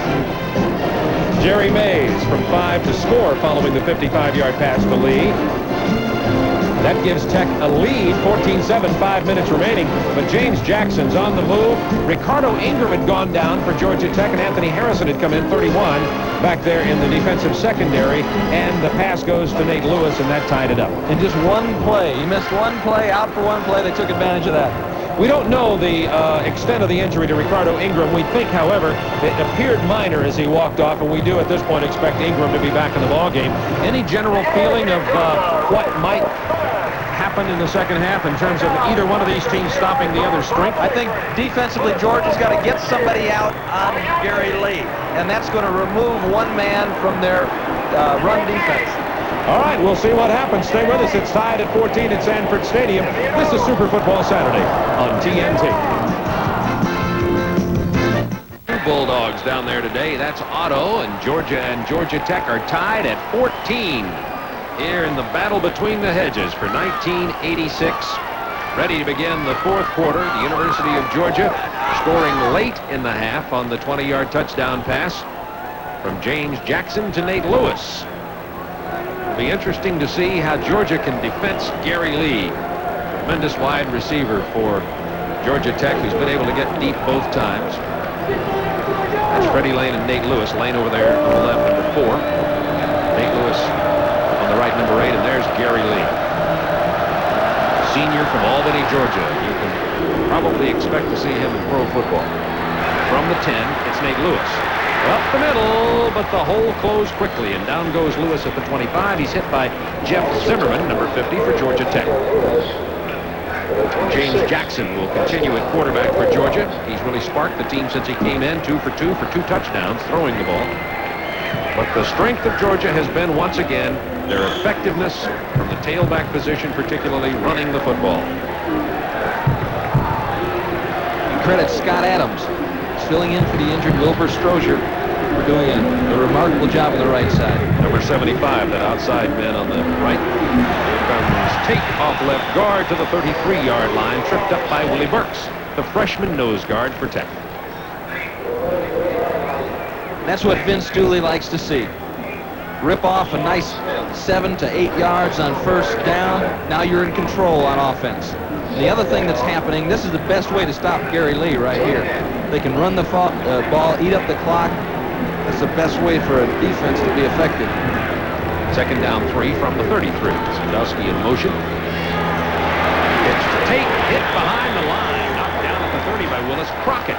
Crockett's had 5 tackles, and he's had a couple behind the line today. Tackles for losses. Just a sophomore from Douglas, Georgia, and that just reminds me that this is a young Georgia Tech football team. There are the stats. Look at the rushing and passing. It's just flip-flop both ways, and that's been the story of the game. 216, 218. Tough to get much closer than that. 3rd and 5, Georgia now. McCluskey, Tate in the backfield. Play fake to Tate. Good block there on the pressure on the quarterback, but the pass intended for McCluskey goes incomplete. Kim Stevens cut the feet from underneath 91 Sean Smith, or Smith would have been all over Jackson on that. And I'm sure that's what Don Lindsay talked to his defensive ends about. Get upfield. Shut him down early. Make him pull up. Don't give him so much time. Ricardo Ingram back in there as a punt returner. He was shaken up on the final defensive play from the line of scrimmage for Georgia Tech in the second half. His replacement, Anthony Harrison, came in cold, and immediately James Jackson threw the ball in his area to Nate Lewis for a Georgia touchdown. Here's Chris Carpenter. It's another beauty. His hang time is measured with a calendar. Ingram. Penalty markers down everywhere as Ingram goes to the turf at about the 23. David McCluskey, first man on the tackle. 51-yard punt for Chris Carpenter and Georgia's punt coverage team. Georgia ranks 4th nationally in net punting yardage, and of course that talks totally about the team effort covering the punts. They only allow about 5 yards of punt return. Flipping, Georgia Tech. That'll move them in a deep hole. What do you think, Bob? Could a guy be a pitcher on a baseball team, a major league pitcher on a baseball team, and a punter on a football team? I'd like to see it. I doubt it. We'll be right back. To thank our great booth crew for the great job they've done all year on our Southeastern Conference football. Kim Anderson, our spotter, Alex Vergara, statistician, and Paula Edge, our booth manager, which is a tough job. They're going upstairs again. Gary Lee, he's deep again, but they don't get him the ball this time. Covering is Greg Williams, and that's a change that's made. Greg is the normal starting number 23 cornerback there. Miles Smith had played for him. Greg Williams has a sore knee and ankle, but is going to try to play. And this ball's just thrown up over the top. If Strom would have gotten a little bit more air under this one, look at Williams' run. He doesn't look like he can really step out, and I think they're going to keep working on that.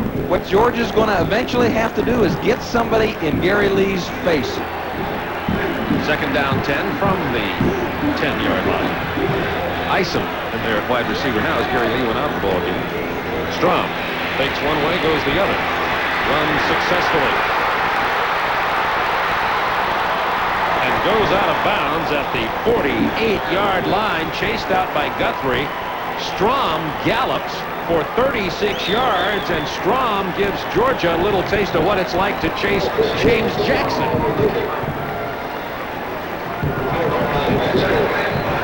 This time it's just a counter. They've been diving the fullback into the line of scrimmage. Beautiful block by Eric Bearden, and then Strom breaks a tackle and into the clear. He's no threat to go all the way, but that's a whole lot longer than anybody expected him to go. Rick Strom gets Tech out of the hole. 36-yard run. Hills in motion. Strom incomplete for Malcolm King. Larry Brown, 72, is chasing Strom around, but of course they wanted to sucker him up there to get him to the back. King just could not hold on to the football. The thing that makes a play pass so effective is if you're running the ball well. And that's why I think James Jackson in Georgia has been able to integrate the play pass into their offense this afternoon and in the past several weeks. Same thing for Georgia Tech. They've been running the football effectively against Georgia, so that makes the play pass that much better. Second and 10 from the 48 now. Slot right formation. Hills goes in motion. On the draw to Jerry Mays. Not much there. A couple of yards, no more, near midfield. Penalty marker down in the Georgia defensive backfield. It's 3 Moss and 44 Boswell on the tackle. There's Jerry Mays, the sophomore. Last year's ACC Rookie of the Year. Flipping, Georgia Tech. That's a big one. That'll be 15 from the spot of the foul. Must have been in that close to that interior area. It definitely was. They marked it off from there. See if we can find it. There's an area 5 yards either side of the football, 2 yards either side of the line where clipping is actually legal. Mays breaks a tackle. You know, he, I think, displays a remarkable amount of power for as small as he is. Both those fellows have broken tackles this afternoon, and you've got to wrap them up. If you hit them, they're light enough, well, they'll just careen off you and just continue down the field. Kareem, a basketball term. Way to work that in here. Thanks. As in Abdul-Jabbar. Sort of in second half. My pinball days. Strom, incomplete. Intended for Gary Lee. He wanted a penalty markers. Officials say no. Number 3, Gary Moss. Looked like he got him before the ball got there to me, Tim. Of course, our producer is from Georgia, so he won't think this is pass interference. Lee comes down inside the jam. Look for the contact. Oh, yes. Gary Lee is upset about the no call. 3rd and 23. Tied at 14. 12:38 to go. Third quarter. That clipping call really put a damper on this drive by Tech. They've got to get it all back right here. They can't do it. Tried to get it to Mannion, the tight end, number 40. So the clipping penalty, and then from Tech's point of view, the no call on potential pass interference. Really good. Watch 97, Paul Giles here. In a game like this is almost a screen draw down. Good move by Giles. Arm over. He's right on Strom. Strom doesn't have the ability to follow through as he tries to get it to Mannion, who's been an effective third down receiver for him. Devitt with the punt. It's away a wobbly punt. Lane at the 30. Bobbles it. Down he goes.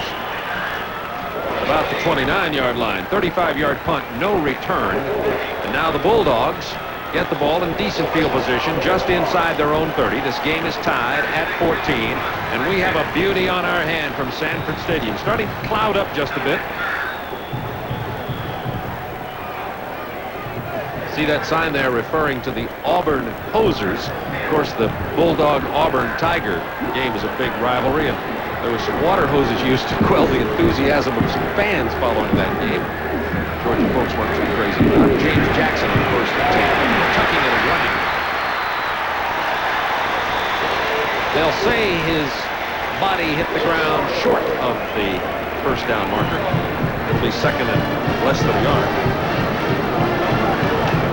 Hard to tell who Bill is talking to there. Looks like the whole offense. He's got them clustered together. Of course, Bill, an all-pro lineman for the Baltimore Colts.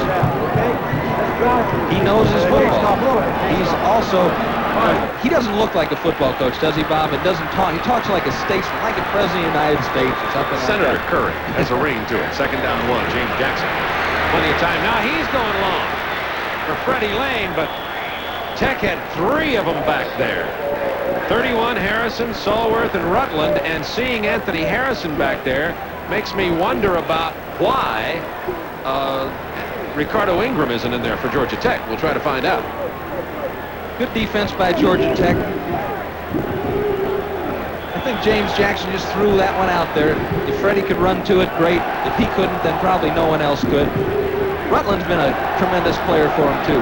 Reginald Rutland started 43 out of 44 games since he's been at Georgia Tech. Third down, less than a yard. Powerhouse backfield. Henderson gets the first down.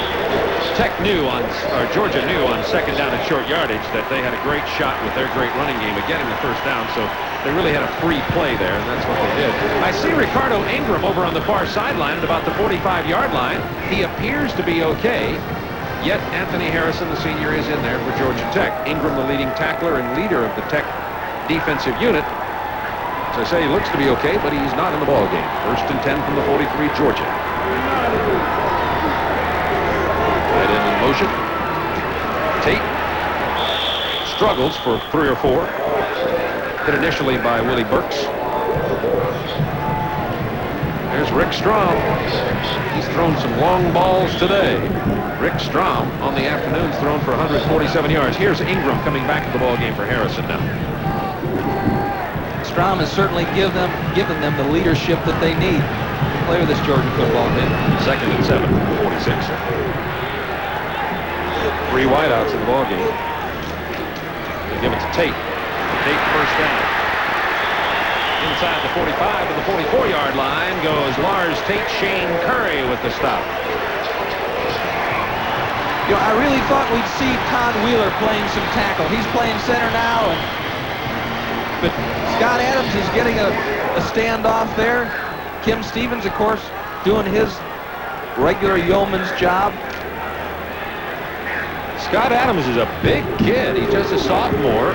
6'6", 255 pounds, playing for the injured Wilbur Strozier. First and 10 from 44 of Tech now for the Bulldogs. McCluskey. Pull back to the 39-yard line. Mark White with the stop for the Yellow Jackets. And here comes that Georgia running game. Just pounding, pounding. They've got 187 yards on the ground. My personal judgment is walking around down on the field before the game, but I'd call most of them big kids, especially when they've got 60s and 70s on their jersey. I didn't see any small ones down there. Second down 5, and now Hiawatha Berry, the former defensive lineman, in at fullback, number 39. He blocks for Henderson. And oh, does he. Penalty marker. after the tackle. Henderson ran right behind 39 Hiawatha Barry over on the left side of the line. It's going to be a personal foul call. Oh, they picked it up? Nope. Probably happened before the whistle sounded. You can hear the Jets warming up. Now here comes Hiawatha. Boom! Hits Rod Stevens, clears the way, and what a great block. Porter makes the tackle along with Ingram. Barry, what'd you say? He's up to about 260 now? Yeah. 260-pound guard, Hiawatha Barry, playing at fullback, number 39. On the delay this time to take. Look at his effort. He runs head-on into Ricardo Ingram, who's able to stop him, but not until Lars Tate has run for a first down. 9:08 to go, third quarter, and Georgia running it down the throw to the Yellow Jackets. Now you tell me, you're always asking me questions. Doesn't he look like a different back to you than he did earlier in the year and in the previous years we've seen him run? More confident. Second effort is better. Much more reckless, too. Much more acceleration upfield. I wonder if he's got his mindset from his previous injuries, perhaps. Playing without thinking about it. Talking about 32 Lars Tate, who's running the ball right here. I'd call that reckless. Down to the 7-yard line. Andre Thomas with a stop. And now Tate has gone over 100 yards. He has 112 yards on the day. And we're only halfway through the third quarter.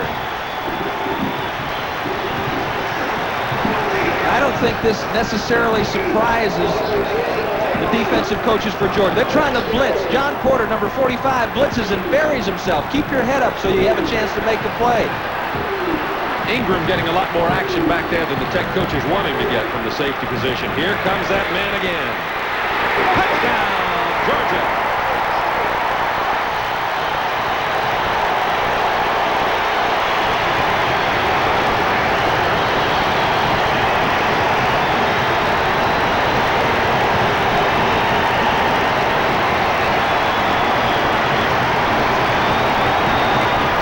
The last time they were down here, George Hafner dialed Lars Tate's number, and he cut it back inside. This time there was nothing there back inside, as Troy Sadowski gets a nice block on Willis Crockett, and Tate takes it in.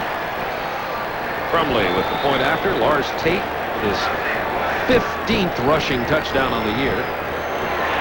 Point after's good. 8:13 to go, third quarter. Georgia 21, Georgia Tech 14. That's the first time Georgia has led in this ball game. This is Super Football Saturday on TNT. Work against Paul Jorgensen. He gets the standoff and eventually gets his head around the outside, occupies him enough where he's not a factor in the play. Vince Dooley was very concerned, as was Joe Hollis, I'm sure, about that right tackle position, where they lost All-American Wilbur Strozier, but credit Scott Adams for doing a fine job. Well, Lars Tate is only 80 yards away from a 1,000-yard season. He has 120, came in here today with 800.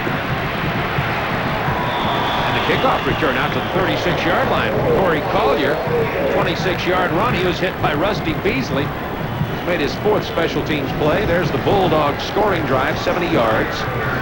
And it was Lars Tate left, Lars Tate right. And you can credit some good offensive line play. Hiawatha Barry with some good blocking out of the backfield. And Georgia's running game was at full speed. That was the classic Georgia tailback-oriented offense at work. 7-point Georgia lead. Tech ball, good field position. Toby Pearson in motion.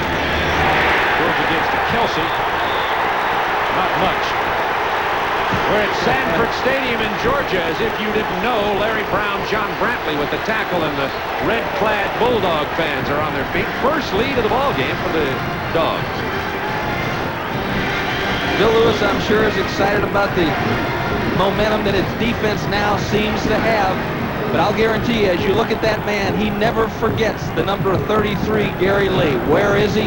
How are we going to stop him? Because that's the way that Georgia Tech can hurt them in a hurry. Lee, 33, splits to the right side on second down 8 from the 38.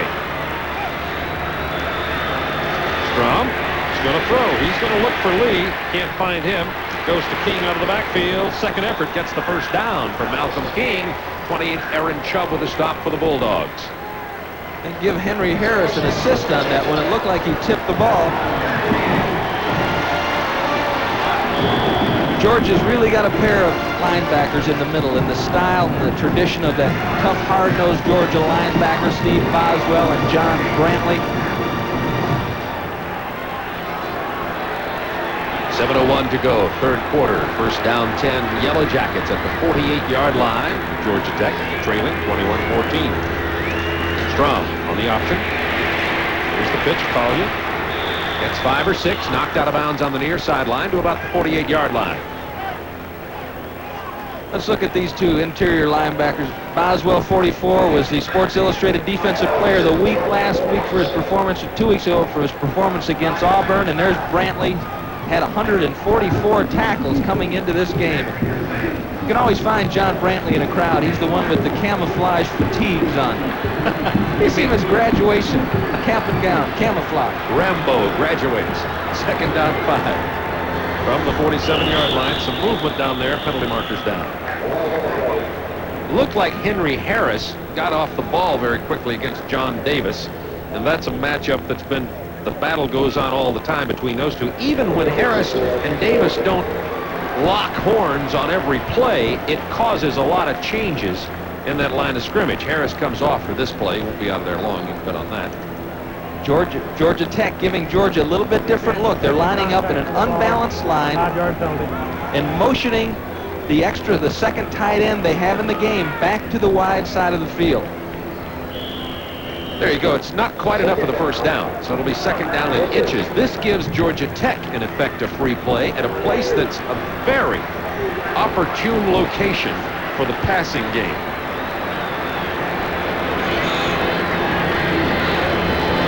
Lee is not in there. Isom is in place of it. They give the ball to Kelsey, who struggles, but I believe gets the first down.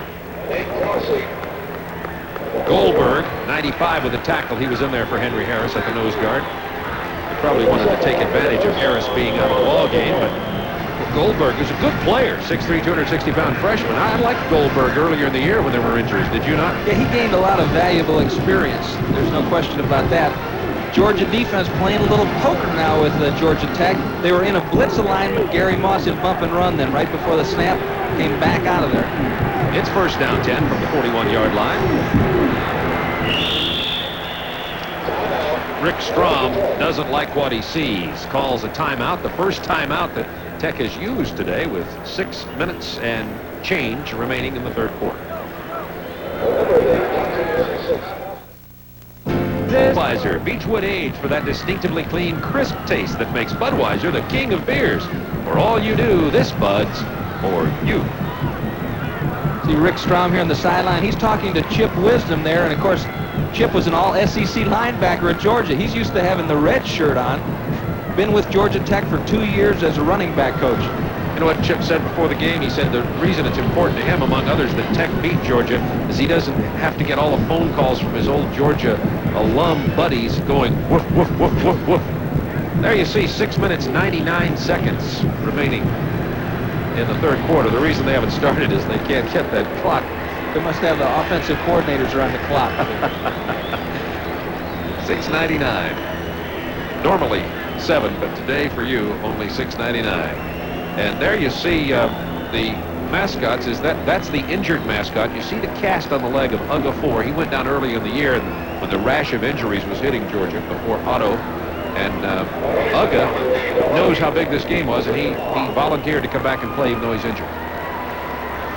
Chip Wisdom's not the only former Georgia player that's coaching for Georgia Tech. As you see where we're going to be on New Year's Eve. The Hoosiers of Indiana, resurgence of football prowess. Florida State taking on Florida down in Tallahassee. Florida State beat Florida in basketball last night. By the way, I was watching some basketball preparing for the game and saw that last year's #1 team, Louisville, was upset by Northeastern, the Huskies, in that Great Alaska Shootout. Basketball getting started. Matter of fact, earlier you may have seen, if you were watching our game in the first half, there were some Georgia Tech fans over there holding up Yellow Jacket signs and one fella flipped it over and it said, "Anybody ready for basketball?" referring to the Georgia Tech Yellow Jackets and Bobby Crimmins. Of course, they're 6th ranked in the nation going into the basketball season, and they beat Stanford last night in the Richmond Classic by 2 points. What a job Homer Rice, the athletic director at Georgia Tech, has done. ACC champions in baseball. Of course, their basketball program speaks for itself, and the 9-2-1 All-American Bowl champs last year in football. I wanted to take just one more second to offer our sympathies to the families of Jim Luck and Gary Beringos, the 2 Tech folks who were killed in the tragic auto accident last night. Jim Luck, assistant athletic director, Gary Beringos with the Tech Security. Our hearts are with those families. On the first down, Strom. 2 or 3, not much. Georgia plays that well. Brantley's there, Little is there. John Little named to the Walter Camp Foundation All-American team, number 19 at the safety position for Georgia this year. He's playing banged up with a thigh and I think an elbow or an ankle or something else. But as I told you earlier, Tim, this time of year everybody's got an ankle or an elbow or something. Exactly. Second down, 8. Clock down to 5:58 from the 39. Strom under pressure. Down he goes inside Tech territory. It was Calvin Ruff, speaking of injuries, coming off the sick bed. He had a sore knee to make that sack. 5 defensive backs in the game for Georgia. Here comes Ruff. Unblocked, totally unblocked. Someone missed there. Big loss brings it to 3rd and 20 now for Tech. There were 12 yards lost on that play, just inside their own territory there at the midfield stripe. Gary Lee splits wide to the left side. Richard Hills to the right. Strom is going to throw. Georgia defending, not blitzing. It is complete. Short of the first down at the 38-yard line. At the 38, yes, that's where they mark it. Chris Caudle, the freshman, makes the reception. Let's see what Georgia Tech decides to do at this spot on the field. They're going to attempt a field goal here. It'll be a long one. Let's see, the 38 will make it a 55-yard field goal attempt by David Bell. Now, they faked a field goal against Clemson earlier in the year. They scored a touchdown, but they had an illegal receiver, or ineligible receiver, downfield. You notice Darrell Gass, number 12, Tech's backup and sometimes starting quarterback. Bell only 10 of 19. He kicks it. He's got plenty of stuff on it. It's good. David Bell, 55 yards. His longest field goal of the year. 21-17. 5 minutes and change remaining in the 3rd quarter. This is Super Football Saturday on TNT. David Bell hit the 55-yarder. He had earlier had a 55-yarder, so that tied his effort of the year. And he's been in a slump. He's not had a good year. He's only 10 for 19. No, as a matter of fact, I would think that Curry would even expose himself to a little bit of criticism for him attempting a 55-yarder, but he hit it right on the nose. David Bell grew up near the University of Georgia, went to Clark Central High School from Athens. He's got a very strong leg. See Paul Giles on the phone there. So it's 21-17, 4-point Bulldog lead. With 4 minutes, 59 seconds remaining in the 3rd quarter.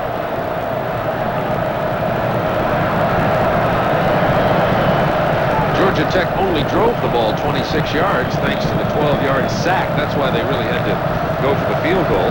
Calvin Ruff made the big play. Bell with the kickoff.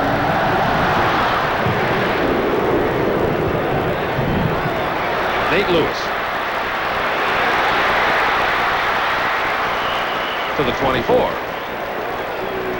You know, folks might be wondering what they talk to the coaches about when they're on the phones there, and one of the things that sometimes a player doesn't know really what the blocking scheme is that he's getting locked into. Sometimes, as you watch Mac McWhorter talk to his offensive line, they're not sure exactly what the defense is doing. Sometimes the coaches will ask them what's going on. as you see Don Lindsay there, second from the left on your screen, making the defensive calls for the Georgia Tech defense. But they trade information back and forth. And that's a valuable part of a football game, of a coach's job. And that's why you see Don Lindsay up in the booth this year as opposed to all the years he spent on the field as a defensive coordinator with Southern Cal and with Arkansas. He just felt like this was such a new defense, and there were so many things going on the field that he needed to see them firsthand. He didn't have time to get all that information from an assistant coach that was up here looking. There's the official talking to Bill Curry. There's a continuing clock problem here today. That referee is Rod Daly, and the clock is, it'll go down to 4 minutes, 3 minutes, whatever it says, and then all of a sudden, whatever the seconds are, will shoot up to say 99. The number's 99, and of course, there's a problem with it. Bill Curry was saying, sure, it's problem. There it is, 74-15. He's probably saying it's just another bulldog trick. Right, yeah. Going to be a long afternoon. The score is 88 to 87. It's a really tight game. That's the scoreboard on the far end of the field.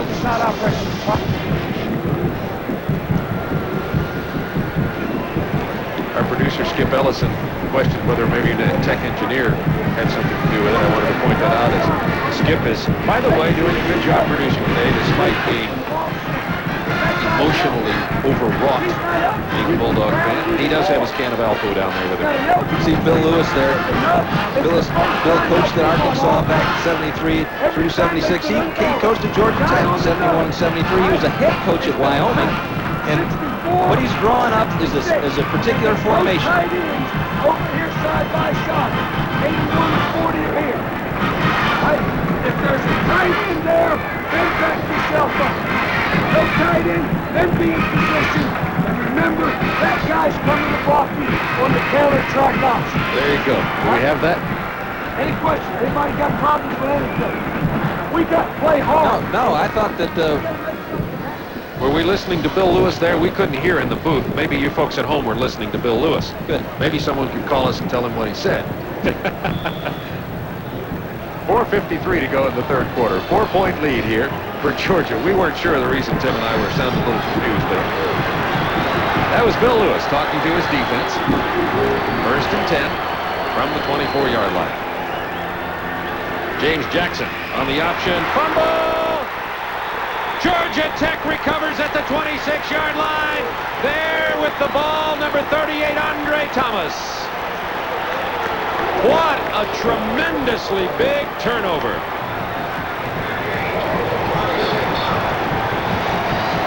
The option is set up perfectly. Here comes Jackson, optioning off the contained man, Andre Thomas. The pitch didn't look that bad to me. We really didn't have a good shot of it, but it looked like it was catchable. Henderson not able to make the catch, and Andre Thomas comes up with a big play. Kelsey and Mays in the backfield for Tech. Pearson in motion. Pump fake. It's complete to Kelsey. Out of bounds at the 20-yard line. Gain of about 5 or 6 yards on that one. Strong pump to the left, through to the right to Kelsey. That gets the ball to near the 25 and out of bounds. Flipping against Tech. Big mark-off. Flipping calls have been made more than normal, more than we usually see in this game today. The last time they ran that play, Bob, was in the first quarter, and it was set up well then. They had a holding on that one. Now they're going back 15 yards for flipping. As you often say, here, let's see if we see it. As you often say, there's that zone down there where it's legal, so to speak. Boom, good fake, sucks the defense over to the right. Now they're trying to hit it back this way. And that's probably the clip right there. That's what they're calling. Block from behind. You know me, I don't like penalties in general. It was Eric Bearden making the block. That was called a clip. We think that's it. From the 39-yard line now. Following the fumble recovery. Tech with a first and 23. Chubb with the stop of Strong on the quarterback draw. Got 3 yards. They're down here in David Bell 55-yard field goal range, but they trail by 4. Reminds me of a personal contact that I had with Bill Curry when I was playing for the Dolphins. He was the center with the Colts. They ran a flanker reverse, and he came out to try to block me, and just about when he got to me, I did what any brave young American would do. I turned my back on them. They got called 15 yards and clip it, so it's the same kind of thing. The scoreboard clock is totally out. We're not sure how much time remains in this quarter. Strom did not have enough time, that's for sure. Chubb gets his first sack of the day. Georgia Tech took over the ball at the 26, and they're now all the way back to the 46-yard line. Faking the blitz, Georgia drops back into a two-deep zone. Beasley's in the game now. They got 4 defensive backs in there. Just no one open for Rick Strom as Chum takes him down. So they spotted at the 46-yard line, where it will be 3rd down 30. As a matter of fact, Aaron Chubb wasn't going to get quite as much playing time in this game, I don't feel. They felt it was a little bit light. They wanted to use Lovelace on the other side, but Lovelace was injured, and Chubb's responding well. The 25-second clock winds down to 0. Delay of the game against Tech. I might say that clocks are playing a big part in this game. The scoreboard clock is totally malfunctioning. The 25-second clock, however, is running, and did run down to 25. Now we understand there's 2 minutes 50 seconds to go in the third quarter. We'll just try to keep up with it as best we can, the time being kept by a sideline official. Hills and Lee split wide to the left. It is 3rd down and forever. 3rd and 37. 3-man Georgia rush. Strom in the pocket. Look for Mannion, could find nobody. Tech will have to give it up. So the turnover by Georgia at their own 26-yard line turns into a significant offensive play as Georgia gains 27 yards of Tech turf on the Tech possession. Thanks to clipping, thanks to a sack, thanks to delay of game. Now McDevitt in to punt. Freddie Lane goes in to take it. But most importantly, Georgia comes away from that turnover with no points surrendered. Wobbly punt by McDevitt. Makes a Georgia bounce way back upfield. So Georgia ends up with about an 8-yard, 7-yard gain on the turnover in terms of net yardage. Plus an emotional lift for Georgia. Basically, they felt like they were in trouble, and they escaped unscathed. And that's really a winning confrontation, a winning exchange, as you pointed out. That was merely an 18-yard punt. Not the right time to get the short punt. First down, 10, Bulldogs from their own 33. Now they're going to start running the ball. Tate fumbles it. The Yellow Jackets have the ball.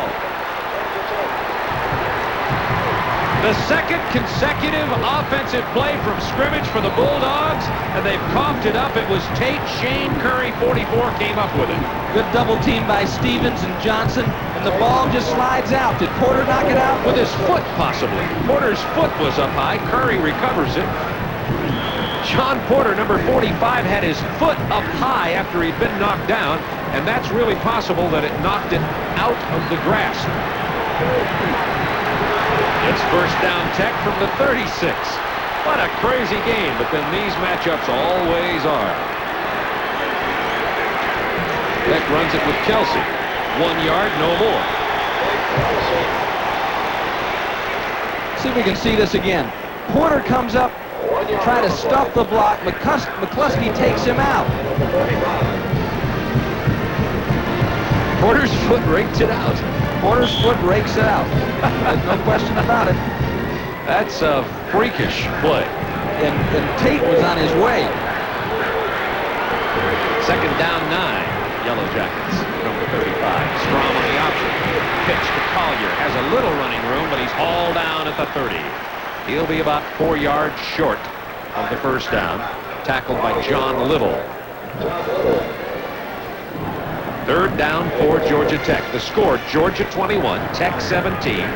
We have just seconds remaining in the third quarter. We're going to pause 5 seconds to allow our local stations to identify themselves. You're watching Superstation WTBS, Atlanta.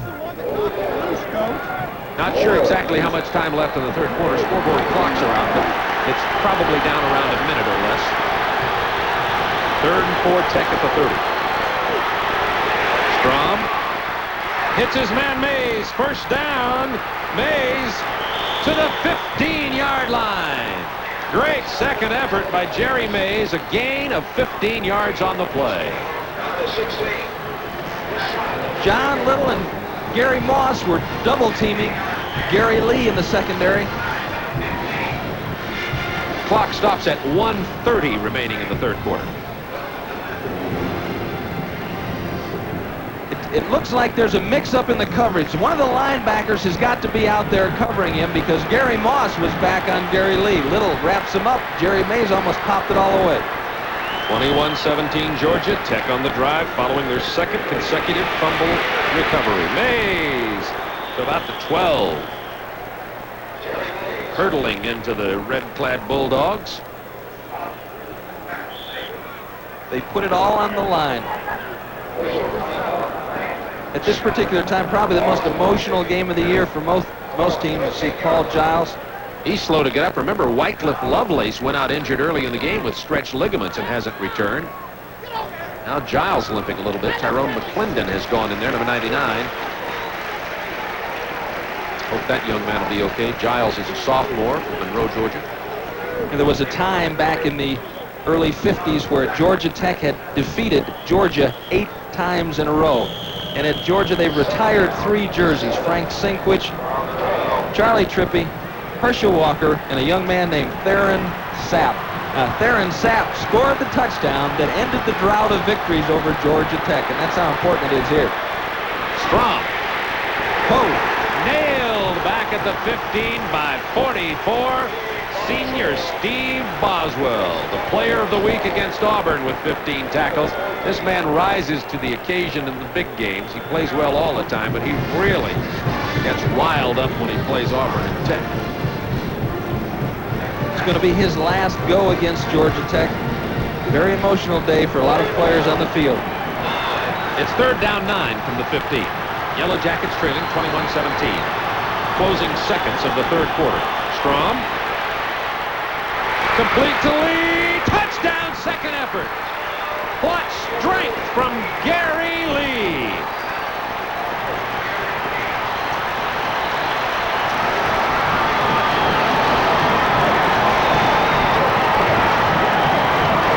What a play by Gary Lee. Once again, you talk about frustration from a defensive standpoint. They're double teaming Gary Lee. Will Jones back out there underneath. Gary Lee goes down, breaks it to the outside, and as both Georgia players make contact, he drives it into the end zone. He had 2 touchdown catches in '84 against Georgia. Last year, he had the 95-yard kickoff return. Wow. Point after by Bell is good. It is 26-21. Yellow Jackets closing moments of the third quarter. One place you shouldn't be able to throw this ball is to Gary Lee. Will Jones sitting on the outside. Gary Moss in good position. Gave him a little bit too much room. They're both there to make the tackle, and look at that. That's determination, folks. This is interesting. Gary Lee and Lars Tate. Gary Lee, the wide receiver that we talked about being so effective. Excuse me, the score should be 20. 2 touchdowns. What a matchup. The tailback and the wide receiver. And that's the great thing. But understand, the thing that got them in that particular situation was the tailback fumbling the ball for Georgia. And now Georgia Tech coming back and being able to take advantage of that. Georgia Tech got 2 turnovers from Georgia. One of them, Georgia's defense, and Tech's inefficiency in terms of penalties rocked them all the way back. And Georgia Tech came away with nothing. And then Tate coughed it up on a real freak play when the foot of John Porter raked it loose from him as he ran through the line of scrimmage, not expecting something like that, of course. We have 11 seconds to go, third quarter. Gary Lee, what a day he's had. The senior from Albany. Every time he's touched the ball this year, prior to this game, he has gained 16 yards on the average. 4 catches for 122. That average has gone up today. He was the star last year in Tech's win over Georgia. Lane has one. Out to the 40. Freddie Lane, what a ball game. The Jackets and the Bulldogs. 35 yards. This is like a couple of heavyweights. One of them will knock the other one into the ropes, and then the other one punches the other one into the ropes. Clock down to 4 seconds in the quarter. Georgia will have time for probably just one play. The scoreboard clocks are all out here at Sanford Stadium, which is why we're a little bit vague on the amount of time. Now they say they started the clock, and when they set it, the 4 seconds tick down. That is the end of the third quarter, with Georgia Tech leading 24-21. Quarter, Georgia Tech leading 24-21. Ricardo Ingram, Tech's leading tackler and free safety, is not in the ballgame. Anthony Harrison is. He's been moving his neck around on the sideline. We don't know exactly what's wrong with him, Tim. Remember, you're a weak free safety and you're a leading tackler. You'll be moving your neck around. Tech's defense stopping Lars Tate for no gain. Today's game being brought to you by Budweiser. Beechwood Age for that distinctively clean, crisp taste that makes Budweiser the king of beers. For all you do, this Bud's for you. Now Ingram returns to the game and Harrison goes out. Ingram was shaken up on the final play, or the second to the final play of the first half, and has played sparingly here in the second half. Second down, a little more than 10. Porter after Jackson, throwing on the run, incomplete. He was looking for Tate.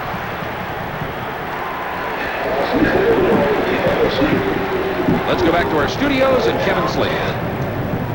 Signed in the athletic department for the remaining 5 years he has left on his contract. Akers is out as head coach. Another note, one of his assistants resigned last week, saying the academic problems down there are rampant. Let's go. Well, big news from Texas. Thank you, Kevin. Here we're in the opening moments of the fourth quarter for Georgia. Third down and 10. Jackson completes a big one to the 41-yard line to Cassius Osborne. Being covered by Ingram, a 19-yard completion. Let's watch 47 Ingram on display. Good protection by the Georgia offensive line. You see Cassius Osborne at the top of your picture. Jackson looks him off and then fires it into that open area.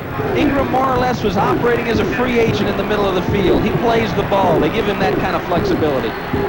First down 10. Bulldogs from the 41-yard line. Jackson again. Here's pressure.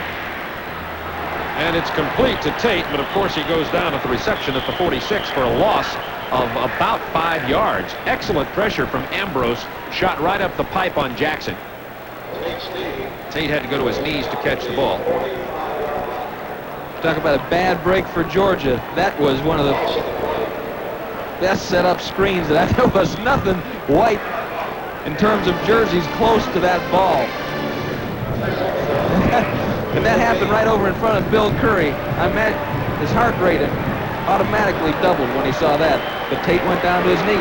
Now second down about 15 from the 46-yard line. Bulldogs trailing 24-21. We're fourth quarter. Tate, running room. He got the first down. To the 29-yard line goes Lars Tate. 2 touchdowns today. He's gained 136 yards. Almost the play that you would expect in this situation. Porter can't clear himself with a blocker. Scott Adams downfield to help out. Nice run by Lars Tate. Comes to the sideline. Osborne and Sadowski to the right side. John Thomas to the left side on first down 10 from the 29. It's Henderson and McCluskey in the backfield for Georgia. McCluskey driving to the 23-yard line. What a classic matchup today. The Tech passing game versus the Georgia running game. Let's watch the blocking again. You've got number 61, Keith Johnson, in there. Turns out Kyle Ambrose, and the hole opens up. Keith Johnson is another full pair of shoes. He's over 300 pounds, too. We have about 615 pounds between two centers on these two teams. Second down 4. Henderson, first down, inside the 20 to about the 18.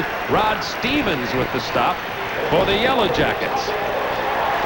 Watch Johnson, 6'1", 310 pounds. There's nothing at the athletic department that can weigh him. They got to take him to the vet school and put him on the horse scale.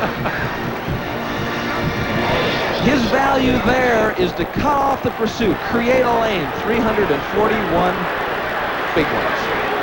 Well, they list him at 310 in the book. Maybe he's up to 341. That's McCluskey to the 15.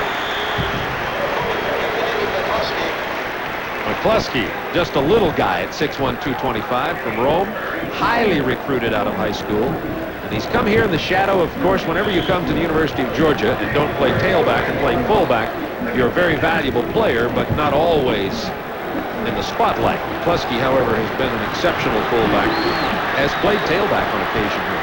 Second down, 6, Bulldogs. Driving, trailing, 24-21. We're early in the fourth quarter. Henderson. To the 8-yard line. Penalty marker down in the Georgia Tech defensive backfield. Tackle was made by 23 Willis Crockett. Rod Daly, the referee. Holding Georgia. Big call against the Bulldogs. The unfortunate thing, I think it was back away from the call. I don't think it was an integral part of the play. Back to the 20-yard line. That's Ray Sherman with the headset on. Ray. Holding penalty on the offense. Second down would be. Ray's coaching the receivers here. He's a former Purdue assistant. Second down, 11. Back to the 20-yard line now. Georgia trailing by 3, 24-21.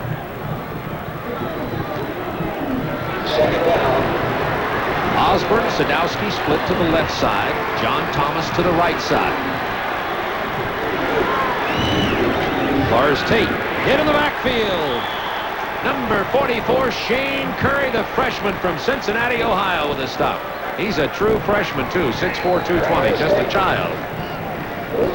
A child in terms of age, not in terms of size. That's right, yeah. Get Shane Curry, Sean Smith, Steve Mullen. Who else in there? Willie Burks. I think that this crowd here at Sanford may have the effect of bringing the best out in a player as opposed to intimidating. You know, you get in front of all these people, all that adrenaline flowing. Biggest crowd Tech's played in front of this year. James Jackson on third down, 14. Plenty of time. Incomplete. He wanted to get Lars Tate. So Georgia stalls at the 23-yard line. That'll bring up about a 40-yard field goal attempt by Steve Crumley. Crumley also had been in a slump, but he's come back pretty strong from that slump. As a matter of fact, in Auburn, he kicked 2 very important field goals, a 31-yarder and a 26-yarder, the Bulldog upset. Prior to that, he was 4 out of 5 in the Georgia game, in the Florida game. And compared to Kevin Butler, anybody would seem like they've been having a slump, what they're used to here at Georgia. Hits this one well. It's good. This game's tied. 24-24. We're in the fourth quarter. The scoreboard clock is out. We have probably about 12 or 13 minutes remaining in the game. We'll check with the sideline to give you an official reading. This is Super Football Saturday on TNT. We have some amount of time remaining in the fourth quarter. We're in the first third of the fourth quarter, roughly. Scoreboard clock out. Here's a scoring summary. Tech opened. That was after a 45-yard pass to Lee to set it up. Then Georgia tied it all on the ground. Tate took it in. Then Georgia Tech went ahead after a 55-yard pass to Lee. Mays ran it in from 5 to take the lead. Georgia came back right at the end of the half on a 20-yard TD reception by Nate Lewis from James Jackson. Then in the third quarter, Georgia took the lead on an 8-yard run by Tate. Georgia Tech came back to pull to within 4 on a 55-yarder by Bell. Then Georgia Tech took the lead on Gary Lee's reception and second effort touchdown, 24-21. And now here in the fourth, Georgia's tied it on the 39-yard field goal by Steve Crumley. What a ball game. The 81st meeting between the Bulldogs and the Yellow Jackets. Out of bounds, they'll kick it again, and they'll move it back. And let's watch that field goal attempt again. Tim, you had a point here to make. Yeah, sometimes as a coach, it's not the things that happen, but the things you worry about happening later on in the game that concern you. Watch number 86, Paul Jurgensen, working against 51 from Georgia. He got the same look on the extra point. It's not a factor here, but if Jurgensen gets his hands up, you see how he's taking that center back? He's got penetration, and if he'd have gotten his hands up, he had a good chance of blocking that. And who knows, that could be a factor later on in the game. But after the extra point, Joe Hollis got a hold of number 51 for Georgia, Jeff Smith, and said, "Hey, son, you got to hold your ground in here. You can't let them do that to you." And I know what his response was. "I'm trying to hold my ground." Back to the 30, Crumley. Squibb kicks it this time, as you saw the setup there. Nice shot by director John Bishop. Here's Gary Lee, out of bounds on the 34-yard line. Joey Hester with the kickoff, by the way. He's been kicking off when Georgia likes to squib kick it previously, and did it again on this one. Hester, the freshman quarterback for Georgia. Gary Lee, what a day he's had. 45-yarder and the 55-yarders both set up touchdowns on the following plays, and then he caught that 14-yard touchdown on a third down call in the third quarter, and he caught it at about the 2 and forced his way over Gary Moss into the end zone. On the first down, Gary Collier. What a great defensive surge by Georgia. Little with the tackle, but they just strung that play out all the way across the line. Vince Guthrie couldn't have played that any better. To make that play go to the outside, Robert Massey, number 81 for Georgia Tech, has got to get the hook block. He's got to get his body and his head around that linebacker. Guthrie just rode him all the way down, ready to go either way. That's the kind of plays that Bill Lewis is looking for. All right, now the scoreboard clock tells me there's 10 minutes and 10 seconds to go in this ball game. I don't believe it because it's been malfunctioning today, but it's something like that in the fourth quarter. Strom, had his man open. Looked for Collier, but just couldn't hit it. Threw it behind him. So it'll be third down 10, and now field position starting to become significant in the game. And we might point out to you that Sean McDevitt, the Georgia Tech punter, has been struggling today, averaging only 32 yards a punt, including a short one of 18. Georgia has a real weapon in Chris Carpenter, who's averaging 45 today. So field position, if the teams get into this kind of exchange, could become significant in this ball game. Rusty Beasley once again in the football game, Bob. 9:45 to go. Third down 10 from the 34. Strom got good blocking, throwing on the run, has his man complete. Yes, he was in bounds inside Georgia territory. Richard Hills for 17 yards, and that was Hills' first catch of the day. Good block by Corey Collier. Watch this. It looked like Chubb coming from the backside. He would have had him for sure. Collier reacted, got him down on the ground. Nice touch by Rich Strom. Threw it up over the top. Right in time by Richard. Strom has thrown for 215 yards on the day. Big third down conversions. One for a touchdown a little while ago, and then that big third down play. Here's Collier, second effort to the 46. Little Corey Collier, 5'7", was hit in the backfield. The senior made it all the way to the 46-yard line. Corey Collier's only 5'7", but he weighs 185. As Tim told you, these guys are short, but they are not small. Yeah, right, and tremendous balance. And they have they can explode. They have the ability to explode through a tackle. You can't just tackle them with your arms. So now that field position we were talking about comes into play as Tech is inside Georgia territory. Tied game, 24-24. Strom, excellent play faking. Plenty of time. Incomplete. Threw it into the teeth of the coverage. Wanted to get it to Massey. Dangerous pass. In a way, the Yellow Jackets were fortunate there. Two things happen on that play, Bob. We're going to watch Gary Lee. Gary Lee gets jammed. He's supposed to clear this out, but as we said, Bill Lewis would get somebody in his face, and he does in the form of Will Jones. As a result, that area is not cleared out, and Massey's coming over into it, and Terry Webster also did a nice job covering underneath. Didn't let Strom throw the ball any earlier. Georgia Tech only 4 out of 10 on third down conversions, but they've had some big ones. This is another. 3rd and 6. Movement on the line defensively. No flag. Strom throwing on the run. Incomplete. A big hit by Gary Moss. He just nailed Hills. And the Bulldog defense holds. Big play by the Bulldog defense. Hills makes the catch. And it would have been a completion because he would have been forced out of bounds. They'd have called it complete, but Gary Moss gets his helmet right on the ball, and out it pops. Now the young walk-on punter from Tech, Sean McDevitt, under pressure. He did punt one down at the 10-yard line earlier. Let's see how he does here. It's a good one. It's going to be fair caught inside the 15 at the 14 by Lane. So McDevitt gets his job done, even though it was a short kick. He got it inside the 20. Punt of 32 yards, and now University of Georgia 85 yards plus away from the end zone.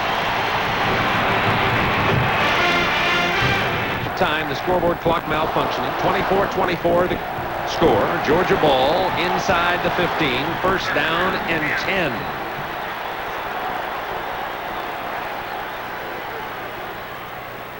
Play fake to Henderson. James Jackson wide open. Now he throws to Henderson. He has blockers.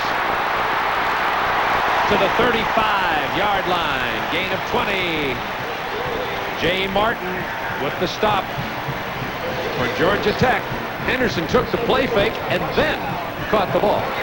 Well, George Hafner, the play caller for Georgia, said, hey, it worked before, but Tate fell down. Let's try it again. This time they do it back into the sideline. Jackson rolls to the wide side, and it opens up well. Wheeler gets a block there. Burrows leading the way. First down, Georgia. Here comes Henderson. Running hard with authority to the 43-yard line. About 7 or 8 yards on the carry. Rod Stevens with the tackle. And Henderson has gone over 100. He has 15 carries, 101 yards. Tate has 133. We'll watch the left side here now. Mac Burrows, 79. Victor Perry, number 77. About 8 minutes to go in the game. Tries to get a handle on him. Stevens finally makes a tackle. Here comes Henderson. Broke a tackle and gets to the 49-yard line. First down, Bulldogs.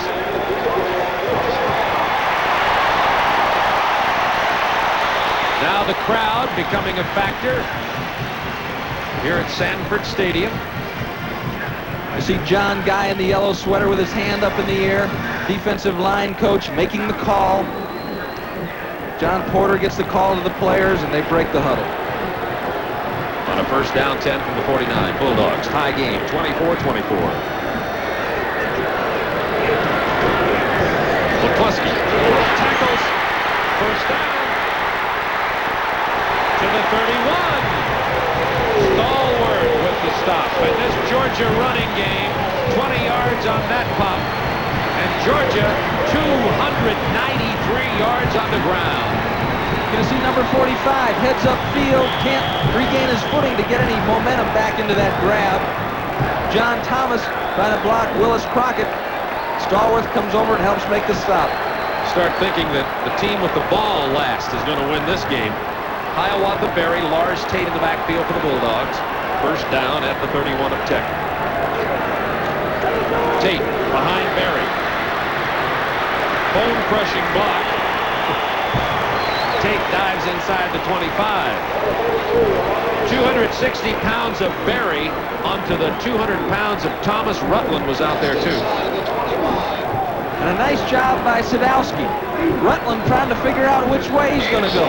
He gets forced to the outside by the block by Hiawatha Berry. Berry got Thomas and Rutland on that block. Look at the rushing yardage. My, oh my. Second down, 3. From the 24. Tie game. Less than 8 minutes. Berry. He doesn't get the first down. They give it to Hiawatha. He takes his 260 pounds right into the 240 pounds of John Porter. This right inside linebacker, the redshirt freshman John Porter, number 45 for Georgia Tech, you see in the center of your screen, is going to be a tremendous collegiate linebacker. I mean, he's already a good player. He's just a freshman. Well, he's certainly not short on confidence. And an interception for a touchdown against Duke. Henderson and Berry remain in the backfield. 6:15 to go in this game. It will be third down, short yardage. Georgia Tech calls timeout. Now, if I'm not mistaken, Georgia Tech, the scoreboard is out. The reason I sound unsure here, I believe Georgia Tech has only one timeout remaining in this game. This is Super Football Saturday on TNT. We understand Georgia Tech does have one timeout remaining in the game. Georgia has all 3 timeouts. It's tied at 24. 5:51 is the accurate time remaining in the game. And this is a significant third down conversion attempt for the University of Georgia. On the afternoon, Georgia 4 out of 9 on third downs. 3rd and 3, McCluskey and Henderson in the backfield, double tight ends. McCluskey being in there, Bob, gives him a lot more options. James Jackson gets the first down and a little bit more to the 18. Porter and Ambrose combining on the staff.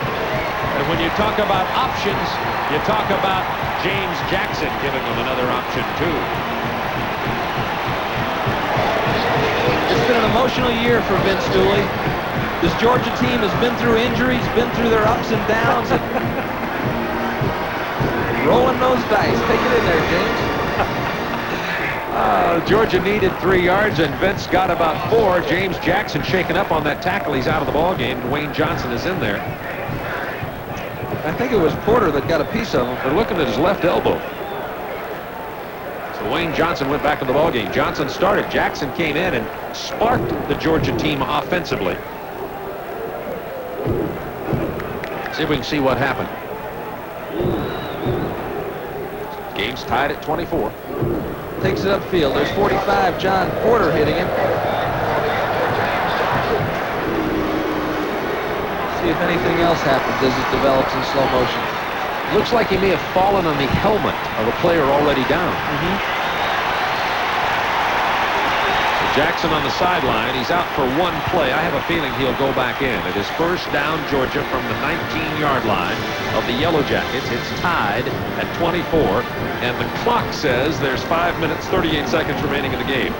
That's pretty close to accurate. It's malfunctioned in the second half. Georgia, 400 yards total offense today.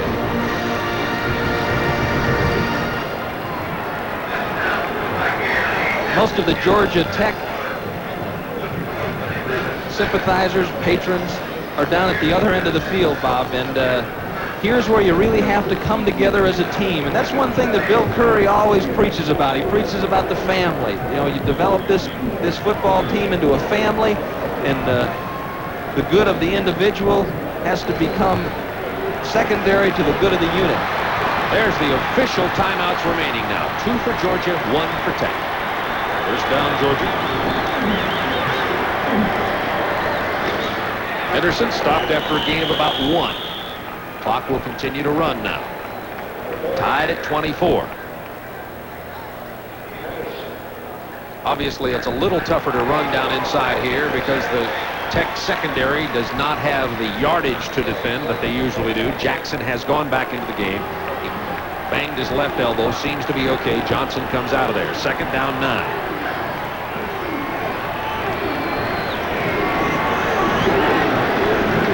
Henderson, big hole. To the 5. Ball came loose after Henderson went down. Henderson lost the ball when he hit the ground. It is not a fumble. It remains in the possession of the Bulldogs. It is first and goal.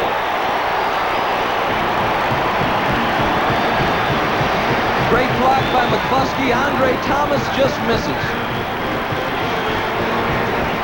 Unblocked and missed. Willis Crockett hustles to get there to make the play. Keeps him out of the end zone. Georgia got the ball with about 8:50 to go in the game. Clock is down near 5 minutes now, and Henderson has 120 on the ground. First and goal, Georgia. Tate. He's got it.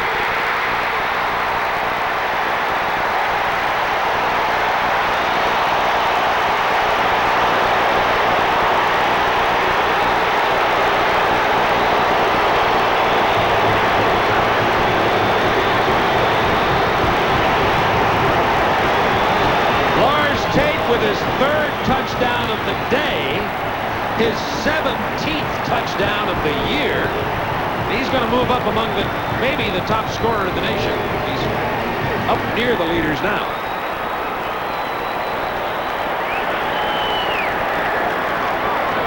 Point after is good. 31-24 Bulldogs. We'll see this again now from a couple different angles. This is the 3rd play that Lars Tate has scored. Same play, same formation. They get the block. Willie Burks gets caught up inside. McCluskey tries to find Ingram. Willis Crockett loses containment there, can't make the tackle. And Number 75, Scott Adams, nice block, and Tate has taken this same play 3 different places. This time he takes it outside. The first time, as you watch Vince Dooley, he took it back inside, and the second time he fouled his blocking. It's been 2 years since Vince has beaten Georgia Tech, and you can bet he wants this game badly. Vince has over 100 yards today. He has 2 backs with over 100. Tate has 145 and 3 touchdowns. Henderson 120 yards. And Vince Dooley, we just learned now officially, has 96 yards rushing over there on the sideline.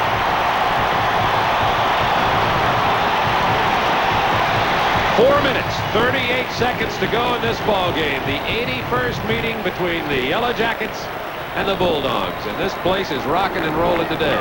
And it's far from over, Bob. Georgia had the worst pass defense in the SEC, and that was a combination of 2 things. First, injuries to the internal linemen left them devoid of a pass rush. And so they had to blitz to get there. They don't really have man-to-man coverage people in their secondary. They had to take chances that they normally wouldn't take, and they've got hurt with it this year. Crumley with the kickoff. Gary Lee, he broke a big one last year out to the 33-yard line. Pretty good field position for the Yellow Jackets. So we have 4 minutes and 30 seconds remaining in this ball game at Sanford Stadium. And Tim Foley, I guess we're just going to see Strom continue to put that ball in the air. I think so. I think what you have to do on Georgia Tech side of the ball is to just be patient. Be patient. 4 minutes. That's a lot of time.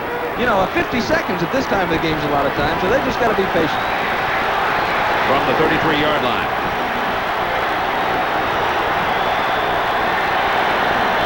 Massey in motion. Handoff Mays. He is nailed at the 36.5-yard line. Jerry Mays hit by Aaron Chubb. He's played very well today. Number 28, the defensive right end for Georgia. As Bill Curry looks on, he's got to be proud of the way his football team has played, regardless of the final outcome. Having to overcome the emotional experience that they went through yesterday, to come up with this kind of an effort in between the hedges is really something that I think he is very proud of his people about. Gary Lee and Pearson both split to the left. Pearson goes in motion, comes into the screen at the bottom. 2nd down 7. Strom screens left, complete to Collier. Excuse me, making King to the 39-yard line. Gain of only 3 on the play. Malcolm King. And it'll bring up 3rd down and about 5. 3 minutes, 45 seconds remaining in the game. Georgia leading by 7, 31-24. Georgia Tech does not have good statistics on 3rd down conversions today. They are 4 of 11, but they have converted a couple of significant ones, one of them on 3rd down into a touchdown. And last time they had the ball, they made a big 3rd down conversion. Let's see what they do this time. 3rd, now they've moved them. They stick up a little further, so let's officially call it 3rd down 4. Rick Strom, the junior from Pittsburgh.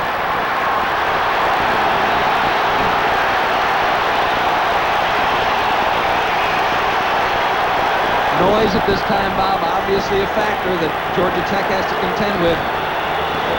Hills in motion. Pressure on Strom.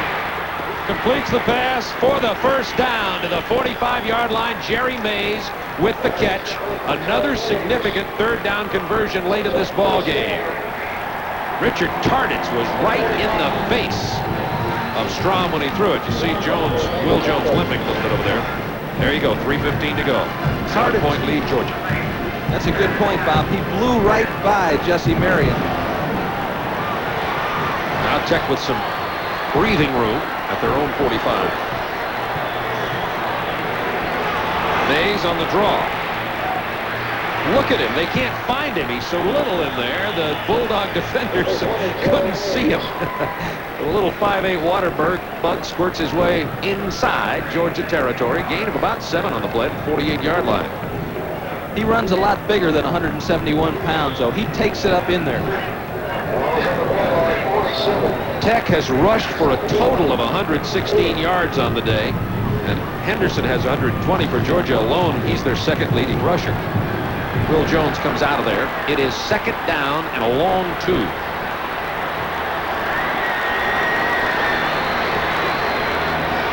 Davenport in motion. Mays driving close to the first down, but he didn't get there. Steve Boswell and a couple of other Bulldogs stopping. So it's going to be 3rd and inches, I believe, depending on the spot. Looks like it's just going to be maybe the length of the football and a little more. The clock is running. It's down to 2 minutes and 15 seconds. Georgia leading by 7. Bill Curry been in these situations before.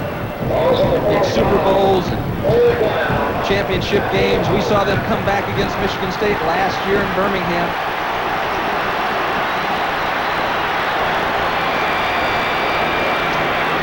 Mays did not get it. It is going to be about half the length of a football. 97 Giles, 42 Brantley on the stop for the Bulldogs. They take Chubb out of there. He misses the hole a little bit. You know, Mays, if he would have hit it just a little bit outside, because Georgia slanted their line to the interior gaps and got collapsed a little bit. It's not even that far. You see where the stick is. It's closer than that because the ball is on the actual 45-yard line. Clock down to 140 and running. And it cost them, that lack of conversion cost them a valuable 30 or 40 seconds. All down to this for the Yellow Jackets. Here comes Mays. Mays is hit for a loss. John Brantley, number 42. His 10th tackle of the day.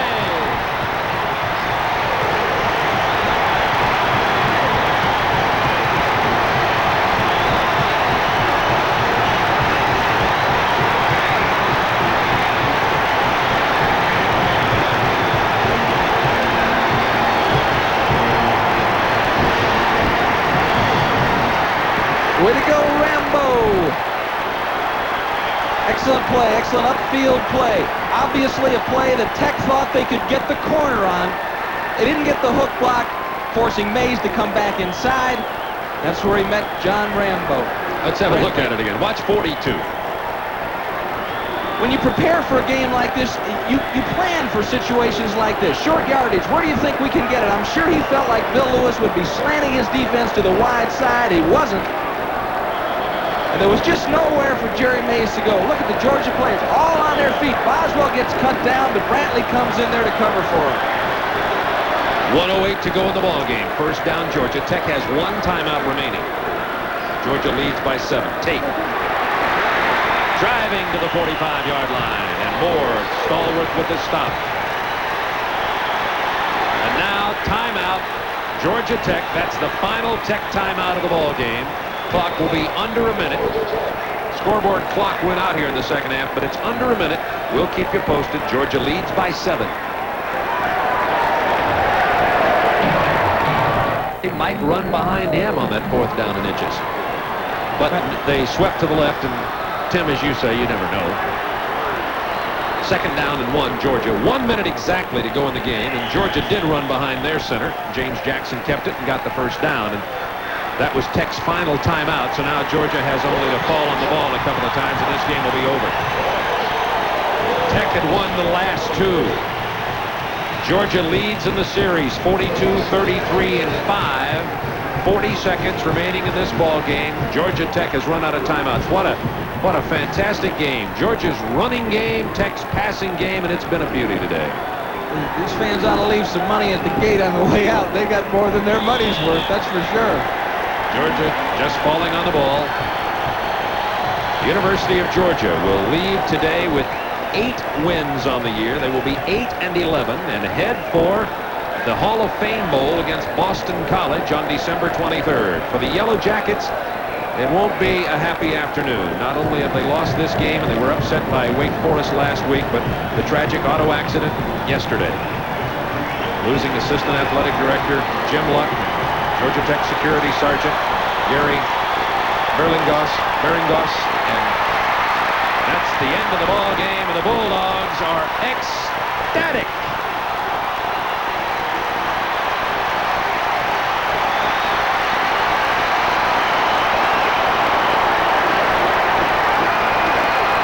I think it's been one of the best coaching jobs in the last decade by Vince Dooley because of the adversity he's had to overcome with injured players and with not the greatest team in terms of personnel that he's had here. But he's got 8 victories, 3 losses, and he's headed to the Hall of Fame Bowl. We'll be right back with final comments. This is Super Football Saturday on TNT. Marty in Atlanta called good, clean, old-fashioned hate about this Georgia Tech-Georgia series. And each one of these games over the years has had its own particular story, its own particular stars. And today, when you talk about the University of Georgia, of course, Lars Tate with his 3 touchdowns, Tim, Wilbur Strozier's name will be remembered because he was hurt against Auburn, and in stepped a young tackle that played so very well, Scott Adams, today. And he played far beyond the expectations of most people. Did a fantastic job, and also remembered, obviously, will be the dramatic performance of Gary Lee, the big play man for Georgia Tech. Strom coming back, throwing the ball well, and just the courage of both teams, because both teams had an opportunity to fold up and take it home.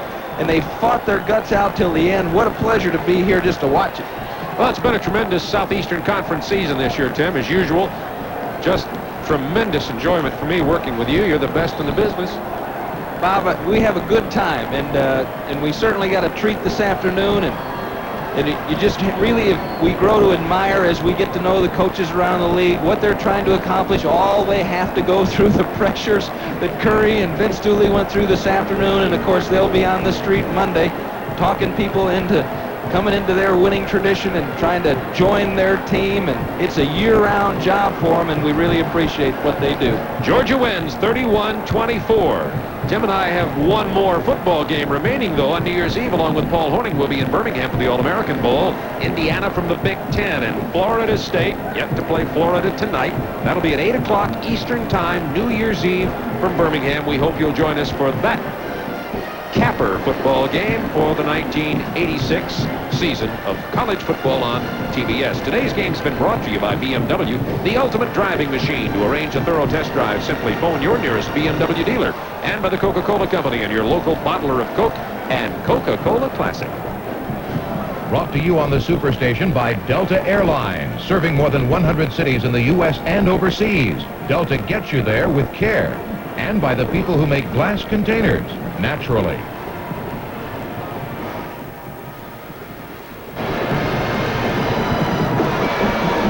So thanks to Tim Foley, our entire crew, our executive producer, Don Ellis, coordinating producer of college football, Michael Lardner, our producer, Skip Ellison, who's done a wonderful job all year, our director, John Bishop. By the way, I'd like to thank Ken Fouts, who stepped in as a consultant for us, was with us today at this ball game, as a matter of fact. He's been a big part of our program this year. Rodney Triplett, our associate producer, Mark Zeman, and all the folks who have done such a wonderful job bringing you college football this year, and Mom Bush, Teresa Bush, who is our unit manager and taking care of all the significant and important details of transporting a crew around the country, around the South. And you see the names of the finest technicians in the business, and we appreciate the job that they have done this year bringing college football to you on TNT. So for Tim Foley and myself and Paul Horning, we'll see you on New Year's Eve in many of these stations for the All-American Bowl. It's been a wonderful year. Thanks for joining us. For some Metro Atlanta football fans, an even better spot was in front of a TV set at a neighborhood bar. For a lot of folks, the annual Bulldog Yellow Jacket battle is the biggest game of the season. At stake are football bragging rights for at least another year.